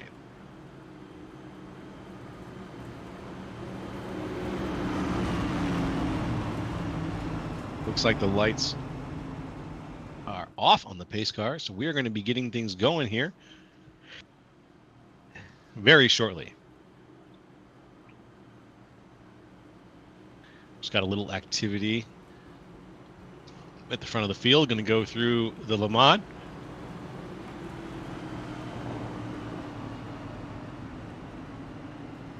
Or as we say in America, the Le Mans.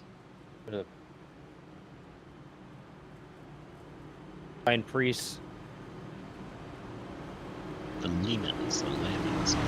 And just so you folks know, the lap, if you're watching right now, the lap counter you see on screen, it says 33 out of 98. That's about a third off of the actual lap amount. I got it. The Ryan Preece NASA Research Center. The Ryan Preece NASA Research Center. I tried not to stumble over that.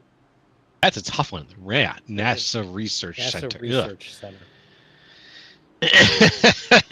He got airborne a few times there. He did. That's a good way to put it. He did get airborne. And NASA restart Research zone. Good even launch up here at the front this time. As a Clapper trying to work the outside into turn 1, tries to come back down, but here comes the 223 machine muscling its way in contact between your lead 3. Dion going to take advantage temporarily, but here comes Bo Condon. Big wreck behind them, though, out of turn 1. No, there's no way we're going to recover from that. It's a parking lot. Yeah, there was no way to recover from that one. That was pinball. That was insanity. It just 52 pickup with what we just watched with NASCAR Gen 7 cars. Let's see that one again. Let's try to break this down like the multi-tiered layer cake that it is. So, we go green. The most even restart that we've seen all night, all day long. Side by side into 1 and 2. Tries to glide down to the bottom. There's a car there. Here comes Dion, muscling his way through. A little bit of contact to the left front quarter of the 63 machine. Pushes him up. The outside car, then just a stack up behind them. Because when you close turn 1 like that, it's pretty difficult for anybody to find their way through. It really is. And that 63, when the 63, who was that specifically? I want to get the name. Justin Clapper. When Justin Clapper made that cut to the left and he cut across the back of the car ahead of him, he was moving for position, and it ultimately cost everything. Yeah, watch this. He's going to make this cross. That gap to be closed that quick. Yeah. And at that point, he's just sandwiched in the middle. A little bit of contact to the left front pushes him up the hill into the 66. Sorry, the 96. 96 grabs the grass and does a sympathy slide. Sympathy slide, yeah. If I see someone sliding, I'm sorry, I'm sliding immediately. Oh, man. And the 223, Michael Dion comes out on top. Bo Condon works his way into second. And third place is Giroux. Hey! Talked about him a lot today. This is true. He's been riding mid-pack a lot during the day. Yeah. Stronny recovering from big issues at the start in the 15 machine. He's sitting at 4th right now. But the highlight of the race, that 3 machine, Lucas Niljas sitting there in P5 right now. in P5. Didn't see his name come up in the last wreck. I think he got through it pretty clean. So there's a very, very good chance that he shows us yet again how his car is built today and how well he can get it ahead of everybody else's ride. You know, my daughter is singing "Twinkle Twinkle Little Star" to me. Great shot of a 737 landing in the background there. Good framing on that one, Darby. As usual, perfectly planned.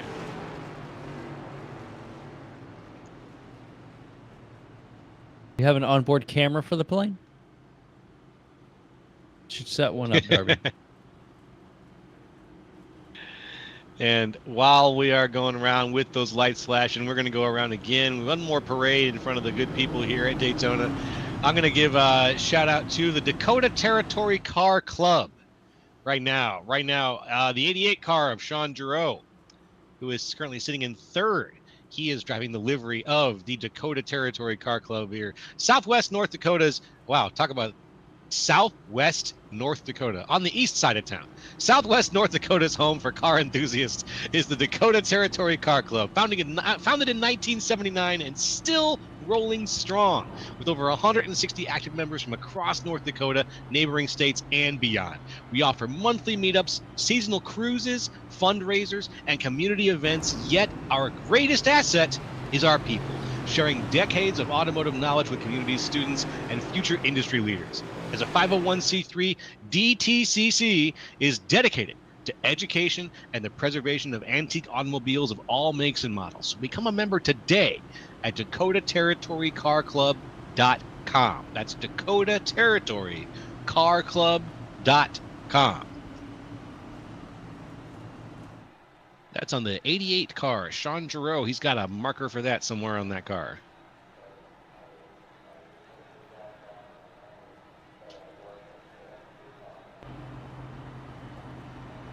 Here we are.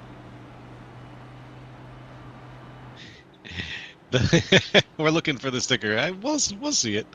I'm sure it's on there somewhere. We got a lot of good liveries here today, and it's been just a fantastic race so far. We are getting close to the last quarter of the race here, though. And pretty soon it's going to get even wilder as these guys try to race for position more and more, and less for just long-term survival.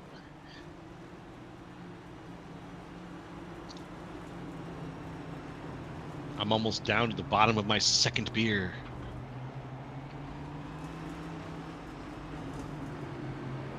Wonder which drivers have been able to keep up with me so far.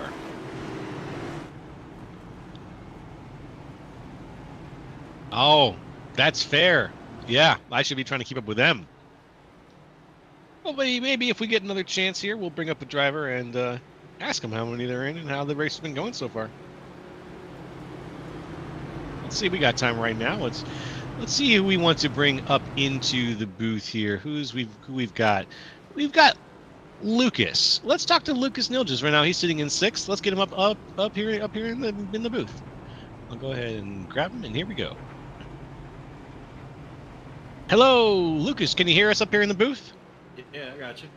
Hey, all right. This is Joe up here with Grid Vision. We've been watching your race so far, my friend, and I wanted to talk to you because you had an incredible run up to the end of the halfway stage, and I just wanted to talk to you about your mindset going into stage 2 and see how many beers in you are.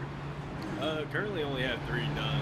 As far as going into stage 2, it's just try to maximize what we got going on right here in stage 1 and just have fun, keep it clean, and be consistent, really.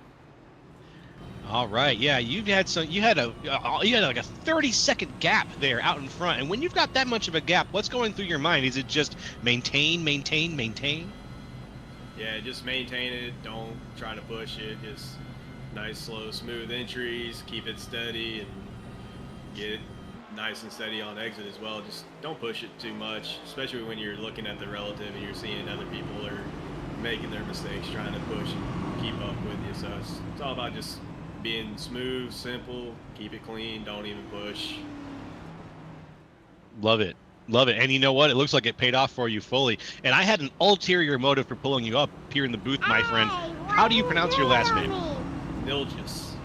Nilgis. We've been nailing it. Nilgis. We've been nailing it. Usually I'm Fantastic. used to people blowing it up. They're terrible with it. Don't watch the first like 10 or so laps. I think I pronounced it a different way every lap, and I promise you, brother, I'm probably gonna screw it up a few more times here before we're Hey, done. I'm used to it. 31 years of age, I've heard almost every variation of it, so you're good. You have done an incredible job out there today, though, brother. Yeah, I kind of got me and Zuber were draking partners, but we were teammates last year, so one of us has to do a back-to-back, so I kind of put like a little bit of pressure on myself, so as far as just like keeping it smooth and everything, so that's the reason I'm doing what I'm doing, just nice and smooth, hit the marks, don't overdrive it for no reason. Love it. Love to see it, and we'll keep an eye on you for the rest of the race, okay? You have good luck out there. Thanks, guys. All right, Lucas, take care. That was Lucas Nilgis, everybody, sitting there. And what place is he in right now? You're in sixth place, and we will check in with him later on, maybe.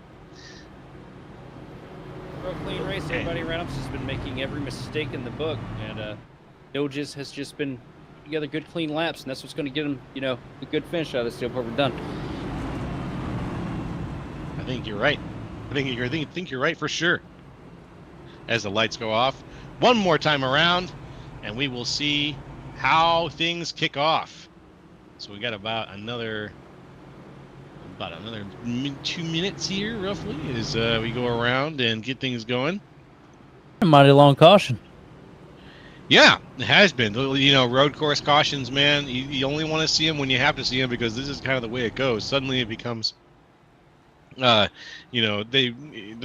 show turns into the moon cars at Six Flags, whatever they're called. I forgot what they call the cars that are on the track. You know the ones I'm talking about. I have no idea. Oh, okay. Whoever. Six Flags. I would hope Yeah. the cars are on track. Oh, that's fair. That's fair. And the Six Flags near St. Louis, it's called the Moon Car Company. And you drive these old like Model T style cars. It's a lot of fun, but it's very slow, and it's nothing related to Moon Car. Yeah, nothing related to the Moon iRacing Car has series. nothing to do with Moon Car. Correct. Sure about that? I'm pretty sure. Are you? Yeah. Are I'll do you some really? research. I'll Really, do some bro? research. Really? No way. No, dude. Yeah, bro. No chance. Trust me, bro. Trust me, bro. Bro, I'm an No, expert. I do not trust you. Everybody's Let an me be clear. expert. Let me be clear. I do not trust you. You don't trust me? I was imitating you. That was a horrible. I sound nothing like that. That's fair. You don't. This voice You don't actor over sound, here this can't even get handsome. my voice right. Well, I can't sound that ugly. Hollywood Joe here. All right, guys. Darby, you and Joe have fun. I'm going home. Oh, come on. You can't take it when I dish a little back at you. Yeesh.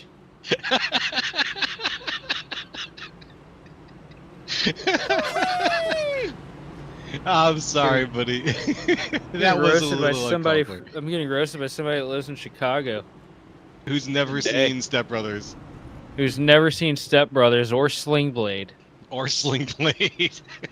He absolutely does not know the joys of putting mustard on his biscuits. No. You don't know what Sling Blade is? Our producer doesn't know what Sling Blade is.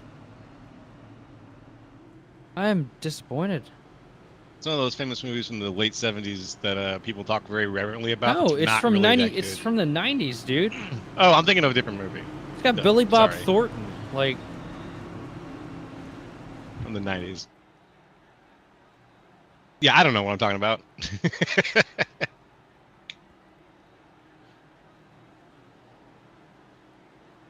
He's looking it up on IMDb now.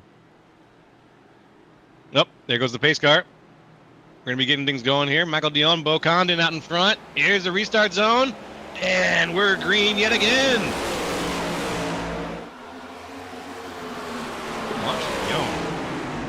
Uh-oh. This if is we like can just chaos make it right through here. turn one. Oh, Bo Condon not making it through turn one, though. Rips the thing sideways. Luckily, he keeps it underneath him here. Going to lose a couple spots, though. As you see, Stronny and Pittman dive past him there. You know what's wild? In that 3 wide moment- into the horseshoe. Oh, that's so scary. Oh, it's making me this is so nervous. scary. I just know how light these cars are there. One car around up at the front. Yeah, Pittman. That's Club Penguin around. It started well for Pittman, but I think they should have closed the bar a couple hours ago because it is catastrophically spiraled downhill for the Club Penguin Chevrolet. True. But you know what? I am extremely happy that Bocanen was able to keep the car straight because it looked like he sent a don't hit message to the the guys tires. behind him. Oh, no. Oh, and a spin. Oh, it's Bo. We said too many good things about it. Come on, somebody say something mean. Head's too big. There we go. That was a jab to the guy that's paying us. Good work there, Joe. You're the one who said say something mean. You don't listen to me. That's fair. I'm basically I'm just gonna Ron Burgundy this, Sheldon. You know that. Oh no, don't do this to me. Oh man, you pulled his. Yeah, it's a normal size head. What were you on there? I didn't even know what his head looked like. Shame. Bocon didn't. Great shame. No, I didn't. Just nothing. Don't listen to Sheldon. Very nice gentleman there, and you're making fun of him. Don't Unmerited. listen to and now you know why I said what I said. But up at the front, another guy with a normal head, Michael Dion, but misses the first corner, Ooh. swings wide there. Yeah. Any advantage he had is going to start bleeding off very quickly if he starts driving like that. Yeah, you want to be cautious with this. He works through the horseshoe. A little bit of side-by-side action coming into the International Horseshoe. And that's the 44 machine. pass. Hoyland trying to work his way up to the front again. Remember, started this thing off strong, had a massive lead the first segment. Caution came out. The lead evaporated, and I think maybe a couple of them drinks evaporated too, but it looks like he might be sobering up. Maybe grabbed a little bit of bread under the caution to soak up a little bit of that so he can try and work his way back up to the front because there's been some pretty clean laps out of the 44 since we've gone green. Yes, sir. Yes, sir. Very clean here. Ooh, good pass right now with on the 14. Stroney falling back a little bit as Matt Hoyland. Ooh, Oh, Hoyland, no, though. I spoke too soon. Oh, Hoyland saves it, but around goes the 14 machine, Stroyny. Oh, wow. Another big save here at the beginning of this restart here. These saves have been everything, but some people haven't been saving, and the guy who didn't save in this case, well, that was Stroney. Watch this here. He sends himself around just about the same time. He was trying to keep it off of Hoyland there because Hoyland swung Yeah. wide. And he tried to give a little bit of room, but, you know, in order to give a little bit of room, you got to put a little bit extra wheel into it. And with these cars, you put a little too much wheel into it, and it all comes back to you. Yep. It all comes back around. Well, this reminds me of the old Boomerang commercials from back in the day, and it looks like the 14 having more problems. And bringing friends with him that time, I think that's Keenan. Oh, the leader misses the first turn.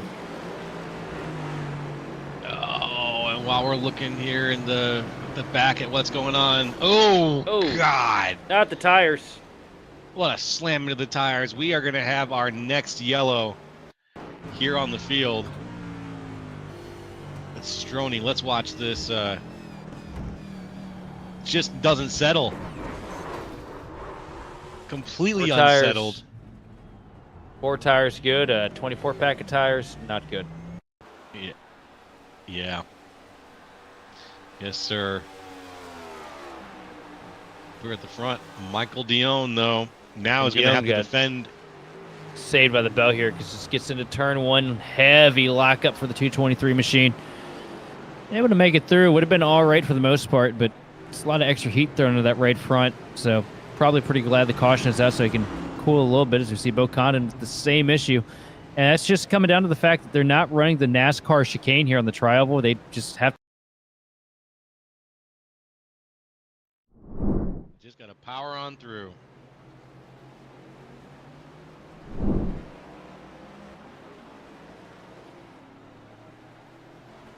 And we're going to take our final break here, folks, before the end of this race. So settle in. Get ready. It's coming. very soon here, the end of the first stage, the first race, excuse me, of the 24 Beers of Daytona. Stay tuned. We'll be right back. You want the team in the driver's seat to know what they're doing. Apex Detailing in Mooresville offers premier attention to detail in paint correction, polishing, ceramic coating, and interior-exterior cleaning. With over a decade of experience, Apex guarantees quality service. Apex Detailing doesn't cut corners, they hit the apex.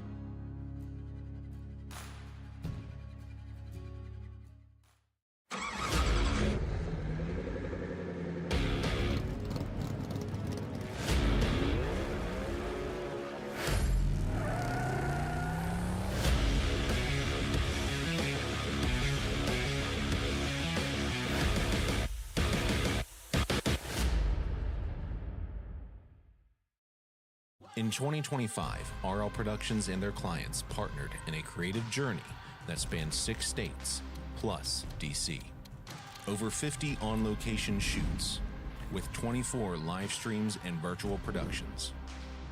16 conferences, summits, and events, producing over 350 video assets, sourced from over 25,000 raw video clips, and supporting the initiatives of 13 nonprofit organizations, all with the goal of growth through inspired and creative storytelling.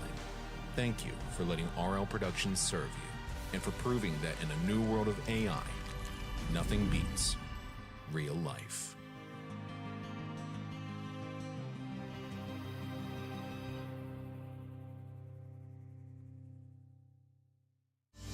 And there's a bear needs drinking, some long neck bottles need clinging. I got some pop top since 5 o'clock, and I know you know what I'm thinking. There's a line needs a wedding, and some problems that need forgetting. It's a raise your glass and tip it on back kind of weekend. 'Cause there's a bear needs drinking, and there's a bear.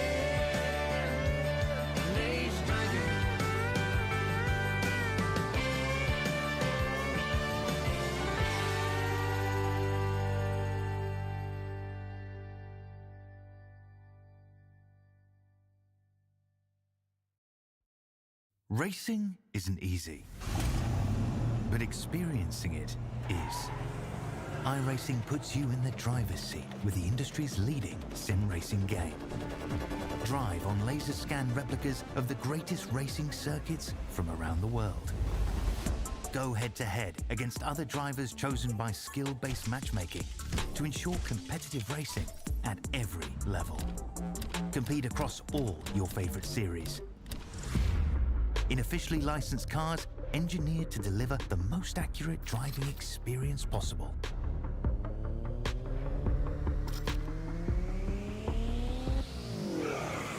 Join a race or host your own with players from across the globe.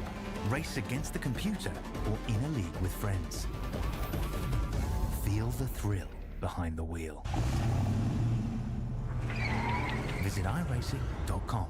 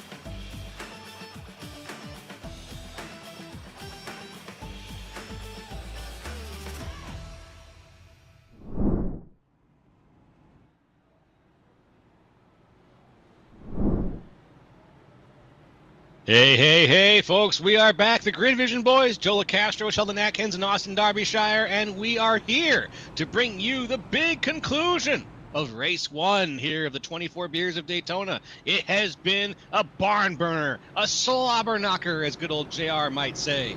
But here we are at the end of the race with Michael Dion and Matt Hoyland leading things. Matt Hoyland being one of the faster racers, Michael Dion being the other fastest racer. Both of them up at the front right now, getting ready to give you one hell of a show.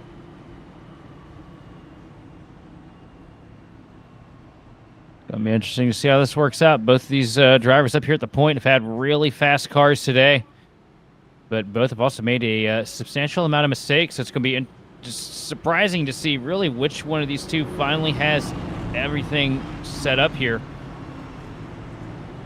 It's true. That's a good point. You know, both of them have the potentiality to I want to be honest, choke. And we've seen them both overdrive their vehicles at certain points during the race tonight. Who's going to be the first one to do it? The most mistake-free driver that we've seen all day. Led a bunch of laps, probably had the biggest lead we've seen here this afternoon. Lucas Nilches is sitting back there in 6th spot here on the restart. So a bit of a hole to climb out here for the 3 machine, but we still got plenty of time left here from Daytona. And we saw in that last restart, anything's possible in that first turn. Oh, yeah, anything is possible. In that last restart, Bo Condon almost spun, managed to save the turn only to end up spinning later. But that saved spin, I think it put the fear of God back into everybody a little bit, and it made them take the foot off the accelerator just that little extra percent to make sure we all get through turn 1 and then try to get through turn 2. But this is it, man. This is the end of an endurance race. These are the survivors. These are the guys who made it. And now they want to see who's going to make it across the line and be the last survivors, the best survivors. So as the pace car gets ready to pop off here, we are ready to see how this race is going to pop off. There it goes. Looking for the restart zone. Get ready, folks. It's Dion and Hoyland out in front. And we're green again. And a beautiful launch for Dion here. Now coming into turn 1. Is he going to make the corner like he should? We see Hoyland tuck in behind here, trying to step to get to the bottom. Now sending it to the top to try and take back over 2nd place. Rainwater moves himself into P2, shuts the door in Dion's face, coming through the S's. Now preparing for the International Horseshoe, and it is all Dion with the advantage right now. Dion takes the advantage. The 44 slides past the 05. Hoyland in 2nd. Oh, no, just going to take over 2 spots. There's the 9-2 machine, and a couple others go around behind him. Patience could pay off here for Lucas Nilges. He moves up to 6th. And up in front, we still have competition. Dion getting very closely stacked on by Matt Hoyland. Hoyland not quite, he's maybe about a car length and a half behind Dion, but close enough that there is still plenty of competition to be had here in what it looks like it's to be the last 15 minutes of this race. Well, was 1 and 2. Hoyland now putting together a 7/10 of a second lead. Or sorry, Dion putting together a 7/10 of a second lead over Hoyland. Rainwater sitting a couple tenths of a second back in 3rd. Condon hanging on to a P4 with Giroux sitting there in 5th. Everybody's single filed out right now, just trying to put together good, clean laps, but we know how difficult that is. Yeah, especially when you're a few beers Oh, in. and there it is. One car locked up on the brakes through the chicane, smashing into the tire barrier. Further in the field there. Trying to get eyes on who that was.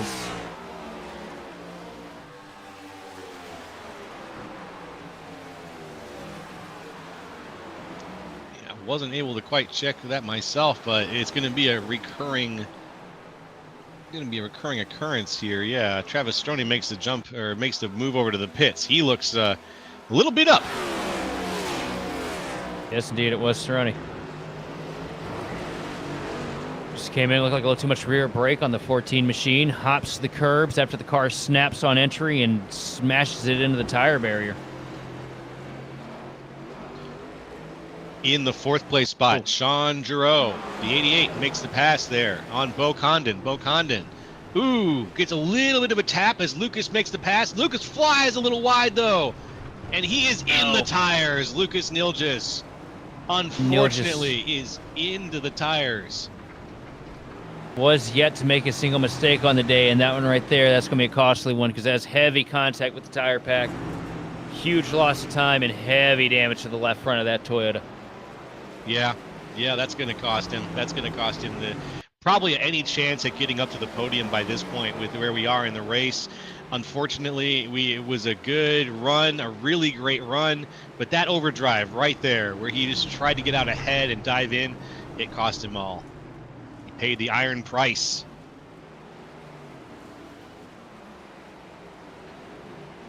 Bo Condon here, though. Let's watch the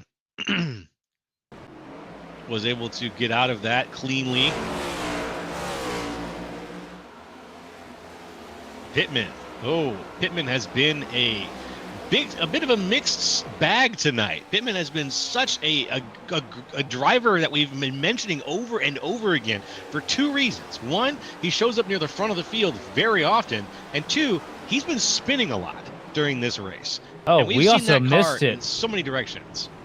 We missed it up at the front, but Dion had a massive incident through the horseshoe. Oh, no. Yeah, Dion lost a whole bunch of spots that gave the lead to Hoyland. Wow, look at that tire just sliding on Rainwater. Rainwater probably out of the race now. Yeah, all these incidents here, the attrition, that has given Hoyland a 7-second advantage over second place Giroux. That's insane. Hoyland back up in front from where he was. One of our two UK racers who was in the race tonight. And that's this being an international event. That took Dion out of contention for the win here. Just got too deep into the horseshoe. It's one of the easiest mistakes to make here, especially in these heavy stock cars that have absolutely no aerodynamic advantage on the road courses. Yeah, there's nothing the track, to gain. Into the grass. It's all right, though, because at the rate that we're going currently, within 10 years' time, there won't be any grass within a 2.5-mile radius of the Daytona Speedway. Oh. Is it sliding into the sea? Whoa! Oh, heavy into the tire pack for Condon. And caution is out. Speaking of sliding, right after I mentioned sliding into the sea, we have a synchronized slide into the tires.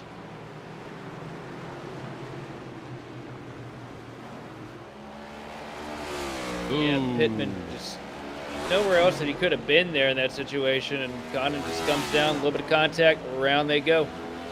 Yeah. Pittman with the accidental pit maneuver there, it looks like. I'm not sure he expected him to re-enter, as Darby points out there. And that's what you get for making fun of the guy's head. That's what I get for making fun. Yeah, he's struggling out there because of you. You said mean things, and now he just can't get it. He can't get it out of his head. I didn't make fun of anybody's head.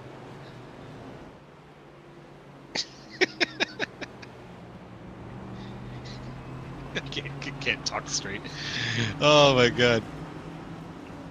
But this yellow is going to be one that will lead us up very close to the end of this race. We're going to have a sprint to the finish at this rate with the way this is going. And what this gives me, you know what this does? This gives me perfect time to get our last little shout out in here. Because if the 92 car could be highlighted right now, Blake Hickman's car. Blake Hickman is driving the Apex Detailing livery on his car. Apex Detailing. I want to see if we can see the sticker for that. Look at that Venom. Ooh. Very good looking. Apex Detailing. When it comes to detailing your prized ride, you want the team in the driver's seat to know what they're doing. Apex Detailing in Mooresville offers premier attention to detail in paint correction, polishing, ceramic coating, and interior-exterior cleaning.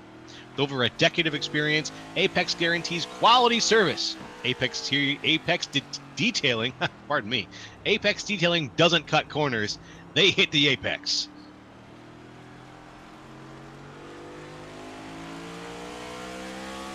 Love it.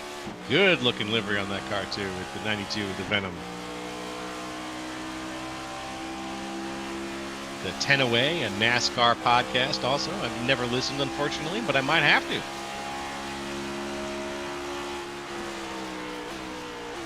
and the 24 Beers logo to celebrate the event here. Once again, thanks to all viewers here. Thanks to the drivers.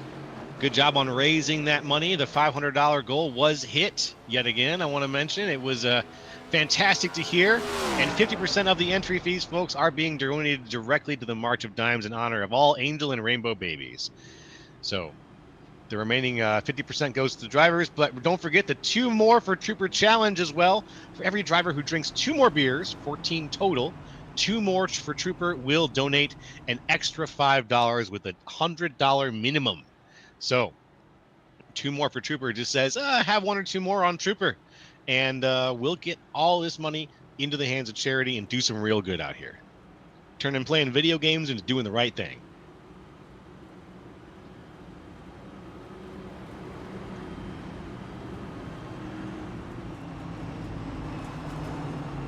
And a quick, as we get to the end of the race, I want to once again point out the point system here. The drivers, as they go through the events, will accumulate points based on how they finish. Each finishing position will give them points, and if the 24 cars race, the winner gets 24 points. But at the end, the winner with the most cumulative points at the end of Stage 5 will be 24 Beers champion.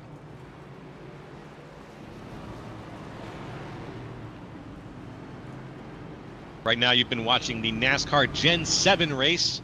Here, that's been a 2 hours of racing here, Stage 1. Coming up later today, the Mazda MX-5s are going to race for 90 minutes. And then tomorrow, we're going to be bringing you here on Grid Vision the GT3s, LMP2s, and GTPs. So we have got lots of racing coming up over the next 24 hours, where much beer will be drunken and much cars will be raced in. I'm not drunken. You're drunken. I'm not drunk. You're the drunky one. You're the drinky one. You're the drinky.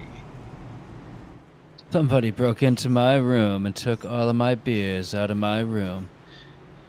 Show me the way to go home. What? You don't know the beer thief quote? Too? No. Joe? Oh No. my God. You're the beer thief, Ozzy. What is the beer thief quote? Oh, it's a quote from the Osbournes. Oh. Rest in peace, Ozzy. We miss you, brother. Yeah. I didn't watch any of the Osbournes, unfortunately, but it does sound like something you would say. You should. It's great.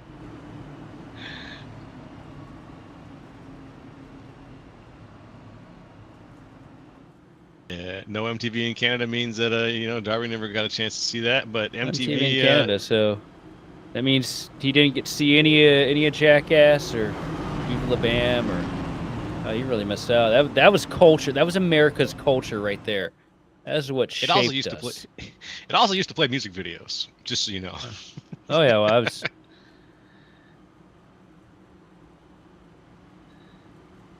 The DVD era kept you up to speed. That makes sense. And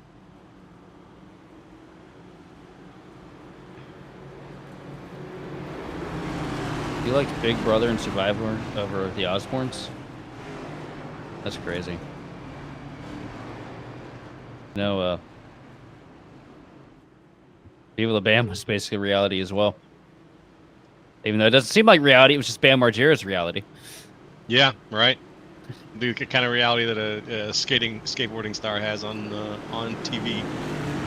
I used to have a "Don't Feed Phil" bumper sticker on my window in my bedroom. Oh man, Yes, he does. love it, and we're gonna get started here real soon.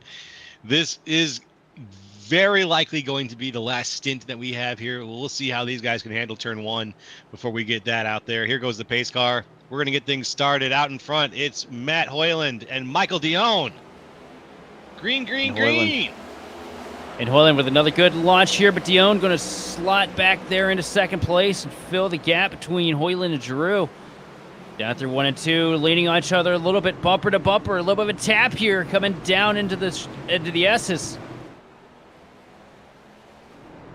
Oh, and he's going to swing wide, but now trying for a dive as we've got a huge crash out of turn 1. Looks like we're staying green for now, though. Hoyland trying to hold on to the advantage, and he's going to through the international horseshoe. And there's been a pass for third. Lucas Nilges has made the pass for third and now is on the podium. And that caution was just the shot in the arm that Nilges needed here to get another chance at maybe sealing the deal here from Daytona. It really, really did. You know what? He was in a bad spot, and now he's in a pretty good one. Back. You got 10 minutes left here. A little less than. Flying time running out here. Hoyland trying to hang on to the lead. A lot of pressure from behind those. Right on board with Dion down the back straightaway as these guys set up for the chicane. Diving down to the inside. Dion trying to put the pressure to him. Now bumper to bumper, giving him a shot into the chicane. Up over the curbing. Dion somehow keeps it underneath them. Wow. I thought that was going to be a swing and a miss. I thought it was too, and it wasn't. That was the first place I thought that maybe this rivalry would come unglued. Oh no! Oh, Don't ooh! a little bit of snap oversteer on the outer edge of the shot there. Wow, Zuver and Pittman. Pittman's around as well. And here we go, closing the gap again into the first turn, up to the back bumper. Dion trying to make something happen. Hoyland going to get to the throttle way quicker though down through the S's. Setting up for the International Horseshoe. Hoyland with the advantage still. Dion sending it deep into the corner, but the one thing Hoyland's doing, easy entry means a good exit. And that's what matters here at a track like Daytona where you have such long straightaways. You're right, sir. You're absolutely right about that. And inside on the interior of the track here, on the road course section, there are some straightaways, but there's not a lot of speed to be getting up before you have to start immediately considering how to bleed that speed right off again. And we can see Michael Dion is trying to maintain again. all that speed if he can. Oh! No, Hoyland gets loose. Dion yanked the air off the rear spoiler on the 44 machine almost around. It's really going to cost him here down the back straightaway because now Dion is going to be able to have the run and have the momentum coming into the chicane. Yes, he is. He's going to slingshot right past if he can. A bit of a bobble for Hoyland. Here comes Dion peeking to the bottom into the chicane again this time. Now Dion has the advantage. Here comes Hoyland trying to fight back, but Dion is going to take over the lead here. That's right. Oh no! Oh! Dion! Too much! Into the wall! It's tragedy! Completely beefed it right into the wall. Not beef. He did hold the lead for 10 seconds. It's true. And now he doesn't gets have the a lead. fender. Yeah, now he has no fender. That's not going to work. I do think that's the shortest interval for the lead we've had all day. That's right. We just got the official get word. over the 7 curbing. minutes remain. Boom. It's just so difficult. That's why that's been one of the keys to the race today. Right now, Hoyland with the lead, 2.7 seconds over Lucas Nilges. And now Hoyland's up against his greatest enemy. I'm just wishing we could get another caution here. There's debris all over the track, guys. Come on. You're not really wishing for another caution. Let's get us a green-white checkered. Come on. Sheldon. Hey, it's the NASCAR stock cars at Daytona, all right? This is exactly what they do in real life. You're right. You're right. David Debris on hits the track. elevator. Oh, sideways. Put it out. Put it out. Sideways. Put it out. Yep. Yellow. You're right. You're right. If this was NASCAR at Daytona, there'd be a lot more yellows. Somebody dropped a cigarette butt in the infield. Put it out. Put it. They'd throw a caution for anything back in the day. Now they don't. They don't know if they want to throw it or if they're going to. It's a lot of fun. Yes, it is. As we see now, let's look at the gap here. Nilges, the gap is 3 seconds, 3.1. Can he, in the next 6.5, 5 minutes, close that gap? Or no, I don't think so. I think it's going to really depend on Hoyland making a mistake. But with himself that far ahead, I'm not sure how much you're going to push it if you're Hoyland, you know? Not that much. Depends on Oh, Neil, just don't no. get And excited. there it's gone. It's all gone. Don't get excited, Neil. Just Yeah. don't get excited. Notice what still happens has if you damage get to the left excited. front too. Yeah, you're right. Because that excitement is going to translate onto the track, and it's going to make him unsteady, and it's going to lead to a lot of premature shedding of time that does not need to be shed. And we just saw that happen. Well, just a couple laps remaining here. A big margin to the lead. If I'm him, I'm just basically sitting on it at this point. Yeah. Just keep the same bet and let it ride. As they say in Las Vegas and Atlantic City.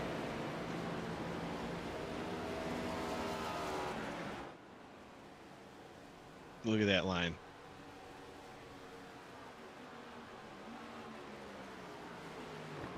And other places, you're right. Monaco, Macau, famous gambling joints. Tunica, Mississippi. So we've got about 3 minutes left before we get ready for that white flag to come out. Any minute now. Well, about 4 or 5 minutes left. It's been a really great race. We've only just now gotten to the point where, ooh, what just happened there? Stroney, he's off. Getting his beers in. We got these guys who are probably, I guess, if we go with, if Neil just is, we use him as like just a rough average. These guys are probably about 4 beers in, 5 beers in. That's a lot of beer drinking over the course of a couple hours while you're trying to maintain an endurance race. Look at that wheel. Oh man. Oh man. Oh no. He's got it's the just not going. he's got the Sean Conklin Charlotte Rumble set up in that thing now. Oh wow. Oh my god, that's disgusting. That's disgusting. It's like watching someone try to walk on a compound fracture. Let's just sit down and wait for the stretcher. That's scary. I'd have my hands hovering over the Alt F4 key at that point. Yeah. You just be thinking, ooh boy, oh, with the way I'm driving, it might be time to go do something else.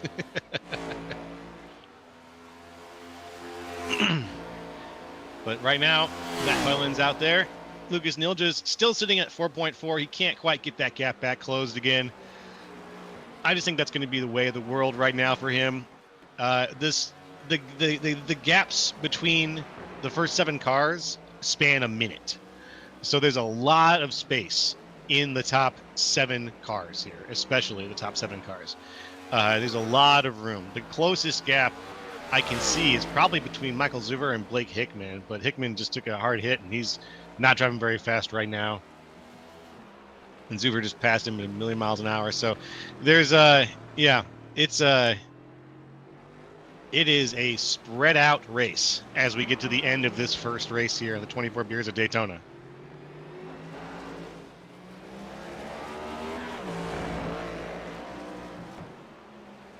Here we go. Matt Hoyland. The 44 is trying his best just to maintain for as long as he possibly can. And I think that Niljas is just doing the same big thing, wiggle. Too. Oh, Whelan had a bit of a wiggle there through that go around. yeah. Works into the west horseshoe here. And Hoyland's had a lot of pace. Got bowed up early, made a couple mistakes here and there, but looks like he's got to pull the day back together here into the closing moments. Gotta be careful, though. He's got a lap car in front of him as we get the 1-minute warning. Yes, sir. 60 seconds on the clock. And Matt Hoyland, who, we kind of dug into him a little bit today for driving against himself a lot and having some self-spins. We did kind of give out to him a little bit. But I got to say, he has consistently overcome those challenges. And he's found ways to get back on top. He's found ways to get back in the lead of the race. And he's maintaining. So I can't find any. You can't fault the guy at this point. Results matter. And the results are here that Matt Hoyland has figured out a way to overcome his own personal challenges, overcome the challenge of every other racer on the course. And it looks like, based on how things are going, if the tea leaves are settling the way that they look like, he's going to walk away from this one with the first race under his belt. Across the stripe there, that is pretty much going to officially be the 2 laps to go. White flag in the air now, actually. Yep, white flag has been called. So this will be the last lap for the machine of Hoyland. And let's see him make it a good one. He's through one now into the International Horseshoe. Nice and tidy. Just has to throw down just enough to get the car pointed in the right direction. Does not want to make a mistake here because you will not come back from it if you do. He's flying ahead. Lucas Nilges had some troubles behind him, it looks like, and now it's going to be the Matt Hoyland show. Nice and tidy here through the West Horseshoe. Majority of the treacherous parts of the track behind him now as he works his way out of the infield, back onto the transition to the oval. He's through nice and clean there. We saw a mistake made out of him there earlier in the race, but gets it back onto the banking of asphalt of oval 1 and 2 here at Daytona. Now the final chicane, and it's home free for Hoyland.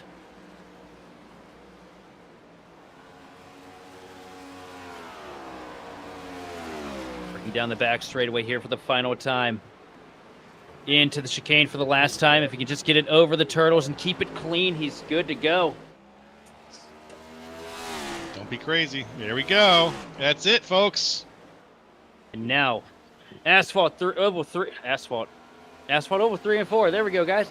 But through 3 and 4 here for the final time at Daytona, Matthew Hoyland with a 12-second lead over Lucas Nigels.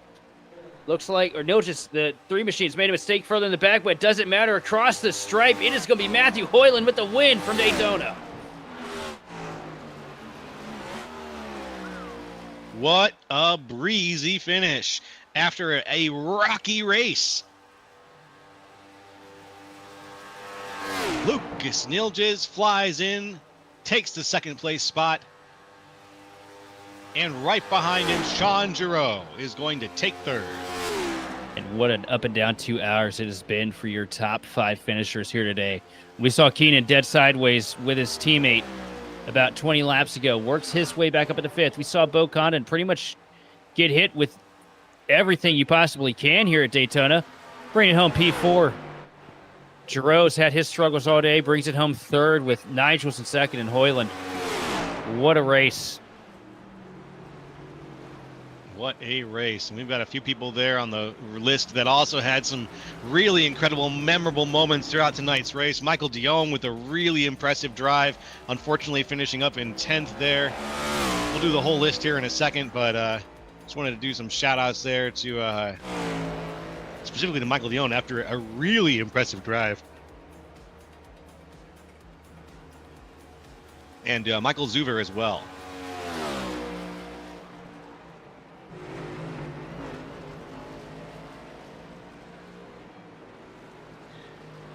And once we get everybody across the line, we'll be able to give you the unofficial results here. But we gotta wait a little bit.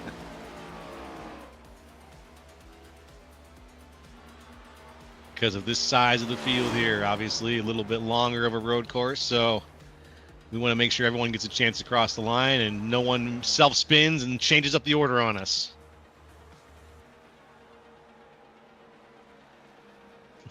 All right, well, looks like that's going to be it now. It's time for our winner to burn it down. What a great drive for Hoyland to work through all the attrition this afternoon to be able to just get himself back in a position and get back inside of his head to log those clean laps to finish it off. You know, he was the one that made all the mistakes early in the race. At the end, everybody else around him made the mistakes, and he was just able to be fast enough to get the job done here from Daytona. Beautiful. Beautiful work. And here's the unofficial results here. Lucas Nilges in 2nd. Oh, it's fair. Let's try to read this in the right order. Matt Hoyland in 1st, Lucas Nilges in 2nd, Sean Giroux in 3rd, Bo Condon in 4th, Chris Keenan in 5th, Colby Peterson in 6th, Blake Hickman in 7th, Michael Dion in 8th, Blake Hickman in 9th, and in 10th, Travis Stroney. 11th place going to Noah Rainwater, with 12th going to Carson Pittman. 13th going to Ian Cable with Justin Clapper in 14th. 15th going to Damian Neeson with Rob Mickey. Bring home 16th, and 17th going to be Chase Leahy. Wonderful. Wonderful, wonderful, wonderful. What a race. What a race. And now we get a chance to talk and pick the brains of a few of the racers who went through tonight's race. We're going to work our way from bottom to top here, see if we can have words with everybody who went through the race. Now, let's start. Let's see. Let's get Sean Giroux in here, our third place finisher, and we will talk to him first. Hello, Sean. Can you hear us here in the booth? Oh, wait, I missed. Let me drop him in the right spot. Hello, Sean. Can you hear us up here in the booth? Hey, Sean Giroux, are you there? Might not have him yet. If that's the case, Shelton, I'm going to go ahead and move Sean back to the waiting room, and then I'll have you talk to Lucas. How about that? All right. All right, here comes Lucas Nilges. And sitting here with second place finisher on the evening, Lucas Nilges, after it was a bit of an up and down day. You were most likely the most consistent car out there all day, led 19 laps, looked like you had a good opportunity to get the job done, but just time ran out at the end.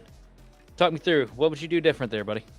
I was actually telling Matt in the waiting room that I made my mistake when I was behind the 25 coming out of the kink, and I kind of caught myself in a spot of like, do I try and brake where he's braking, or do I try and go around him? Because I was stuck between either rear end him and wreck him, or go off to the right and hope to brake and get by him. But when I did that, I just slipped the tires in the grass and went off, caught the tires, got front end damage, and that was the final mistake, because I had no straightaway speed and all front downforce was gone. So making corners like I had been was out the window. So it was basically like relearning how to drive a brand new car. So it was just except not quite brand new, completely destroyed, and everything that is good about the car not there anymore with all the damage, I'm sure. Yeah, just kind of went against what I told you all when you all pulled me up under caution earlier. Just be smooth, clean, don't push for no reason. And I did exactly the opposite of my own advice. Well, we've all been there a time or two. So how are you looking forward to the rest of the 24 Beers to Daytona? Because I'm sure this is not going to be the last event for you this weekend. No, I'm going to be doing all 5 of the races. Miatas, I'm not really sure, because I don't run those very often. So hoping for a lot of chaos, a lot of fun, see how everybody else is based on pace, and if I'm slow or if I'm still quick there. But once we get to the sports car stuff tomorrow, I feel like that's more like my wheelhouse. So GT3s, so LMP2s and GTPs. I feel like the P2s will probably be my weakest out of the 3, but I think the rest of the weekend is going to shape up where I think I would say a good chunk of us will probably be on equal footing. And but at the end of the day, this is all for fun, just to have a blast, hang out with some cool people, and just drive around virtual race cars on a virtual track.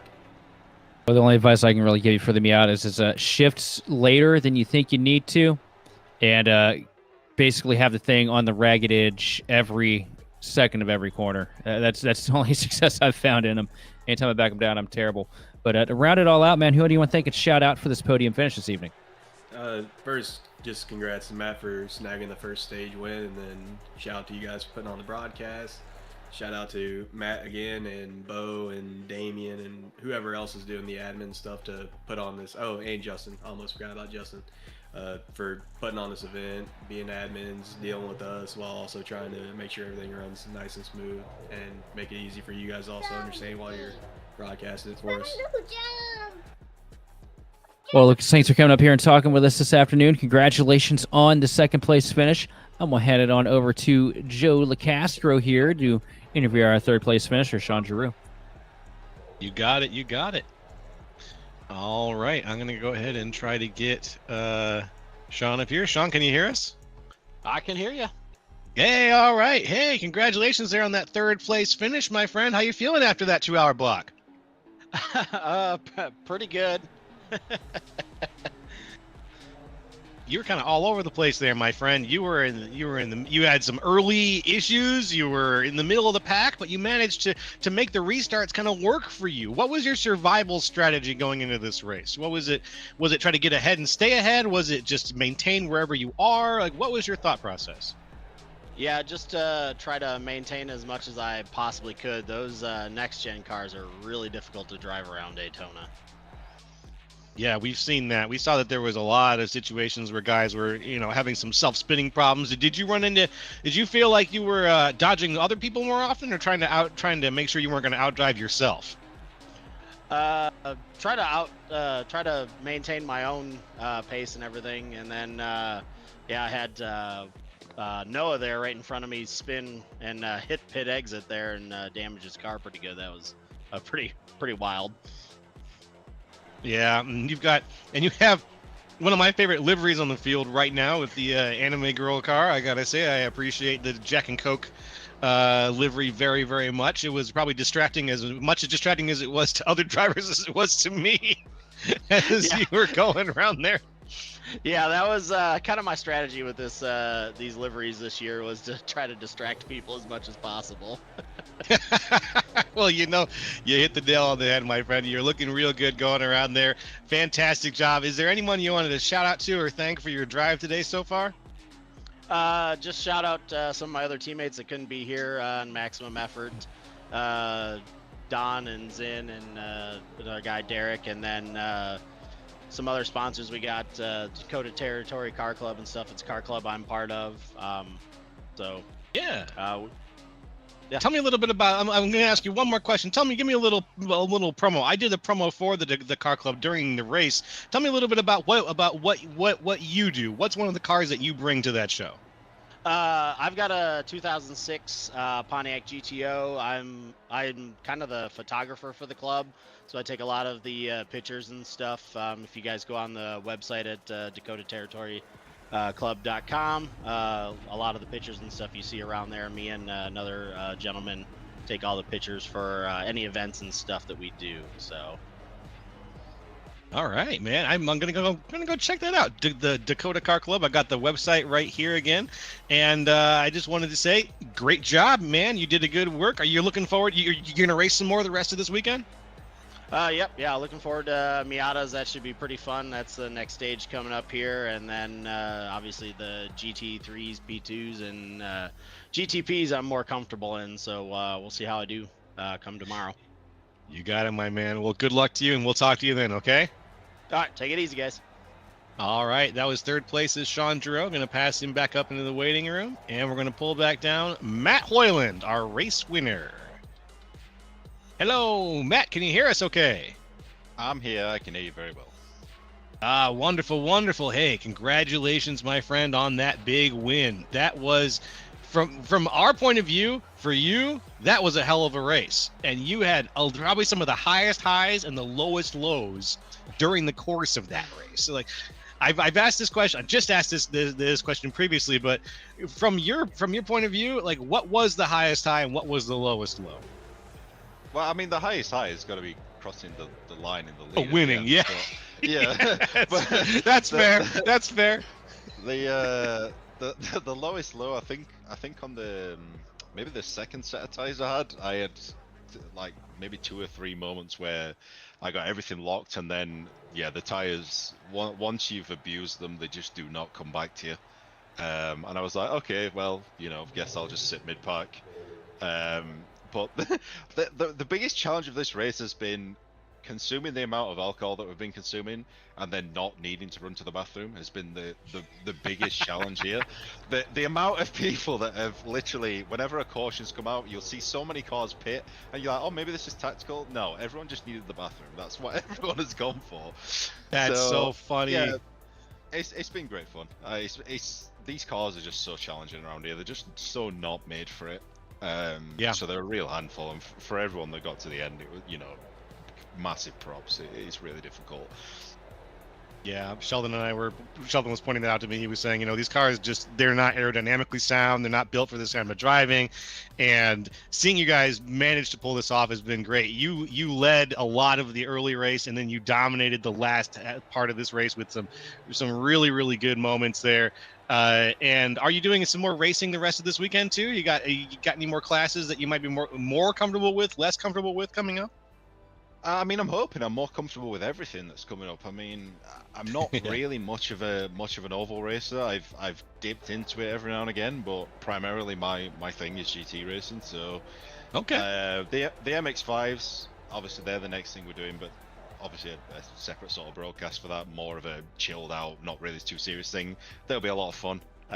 But then coming back to obviously your standard IMSA, so your GT3, your LMP2, GTP. All of which I've sort of done quite a lot of. Granted, I haven't been in practice for this, but the things that I'm more used to, they're not sort of out of my comfort zone as much. They're quite a lot easier to drive on a longer stint. So yeah, I'm hoping I'll be more comfortable with those. But in fairness, once you get used to this thing, it's not so bad. You just can't expect too much of it. The more you expect of it and the more you assume it's going to do, the more it'll punish you. You just have to be really patient with it. But yeah, the other ones should be a bit easier to drive. Well said, well said. Is there anyone you want to shout out to or thank for your great drive today, sir? Yeah, I'll just give a shout out to the admins that have organised as usual. Obviously, Bo, Justin, and Chase. I know obviously Damien did a little bit of Damien, sorry. He did a little bit of race control during that as well after it stopped. Obviously, the section was a little bit longer than it was supposed to be, but they managed to organise that quite well. Shout out to RL Productions. Obviously, they're my main sponsor for this car and for the other stuff. And obviously, Bo's my teammate. So yeah, and a shout out to you guys. Obviously, the broadcast is great. We appreciate you having him.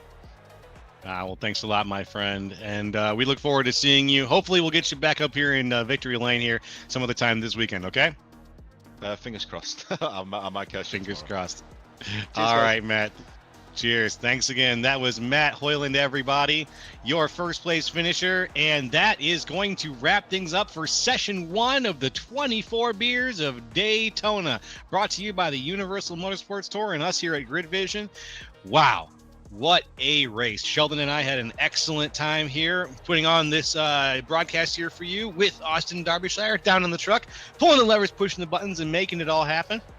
And I want to say, thank you to Bo Condon and all the organizers for helping put this on too as well. This has been a wild way to kick this off. It was a great event last year. It's going to be a great event this year. Already hit their fundraising goals. So let's just all get out there and have a good time and have a couple drinks responsibly. Or, if you're at home, have a little fun. But let's all just keep on doing it. We're going to keep going throughout the weekend. Grid Vision will be back tomorrow with some more racing. And so, but stay tuned. The MX-5s will be coming up today for more from the Universal Motorsports Tour, 24 Beers of Daytona. It's from the entire Grid Vision team. We want to thank you guys for watching and participating. For the more information on getting your league broadcast or supported by gridvision.live, hit us up on Facebook, Discord, or info@gridvision.live. Big thanks to Andrew Cardinale IV of Whiplash SimCams for the beautiful cameras we use on all of our broadcasts. And congratulations again to Matt Hoyland on winning today's race from Daytona. This has been Joe LaCastro, Sheldon Atkins, and Austin Derbyshire. And hey, we'll see you next time on the grid.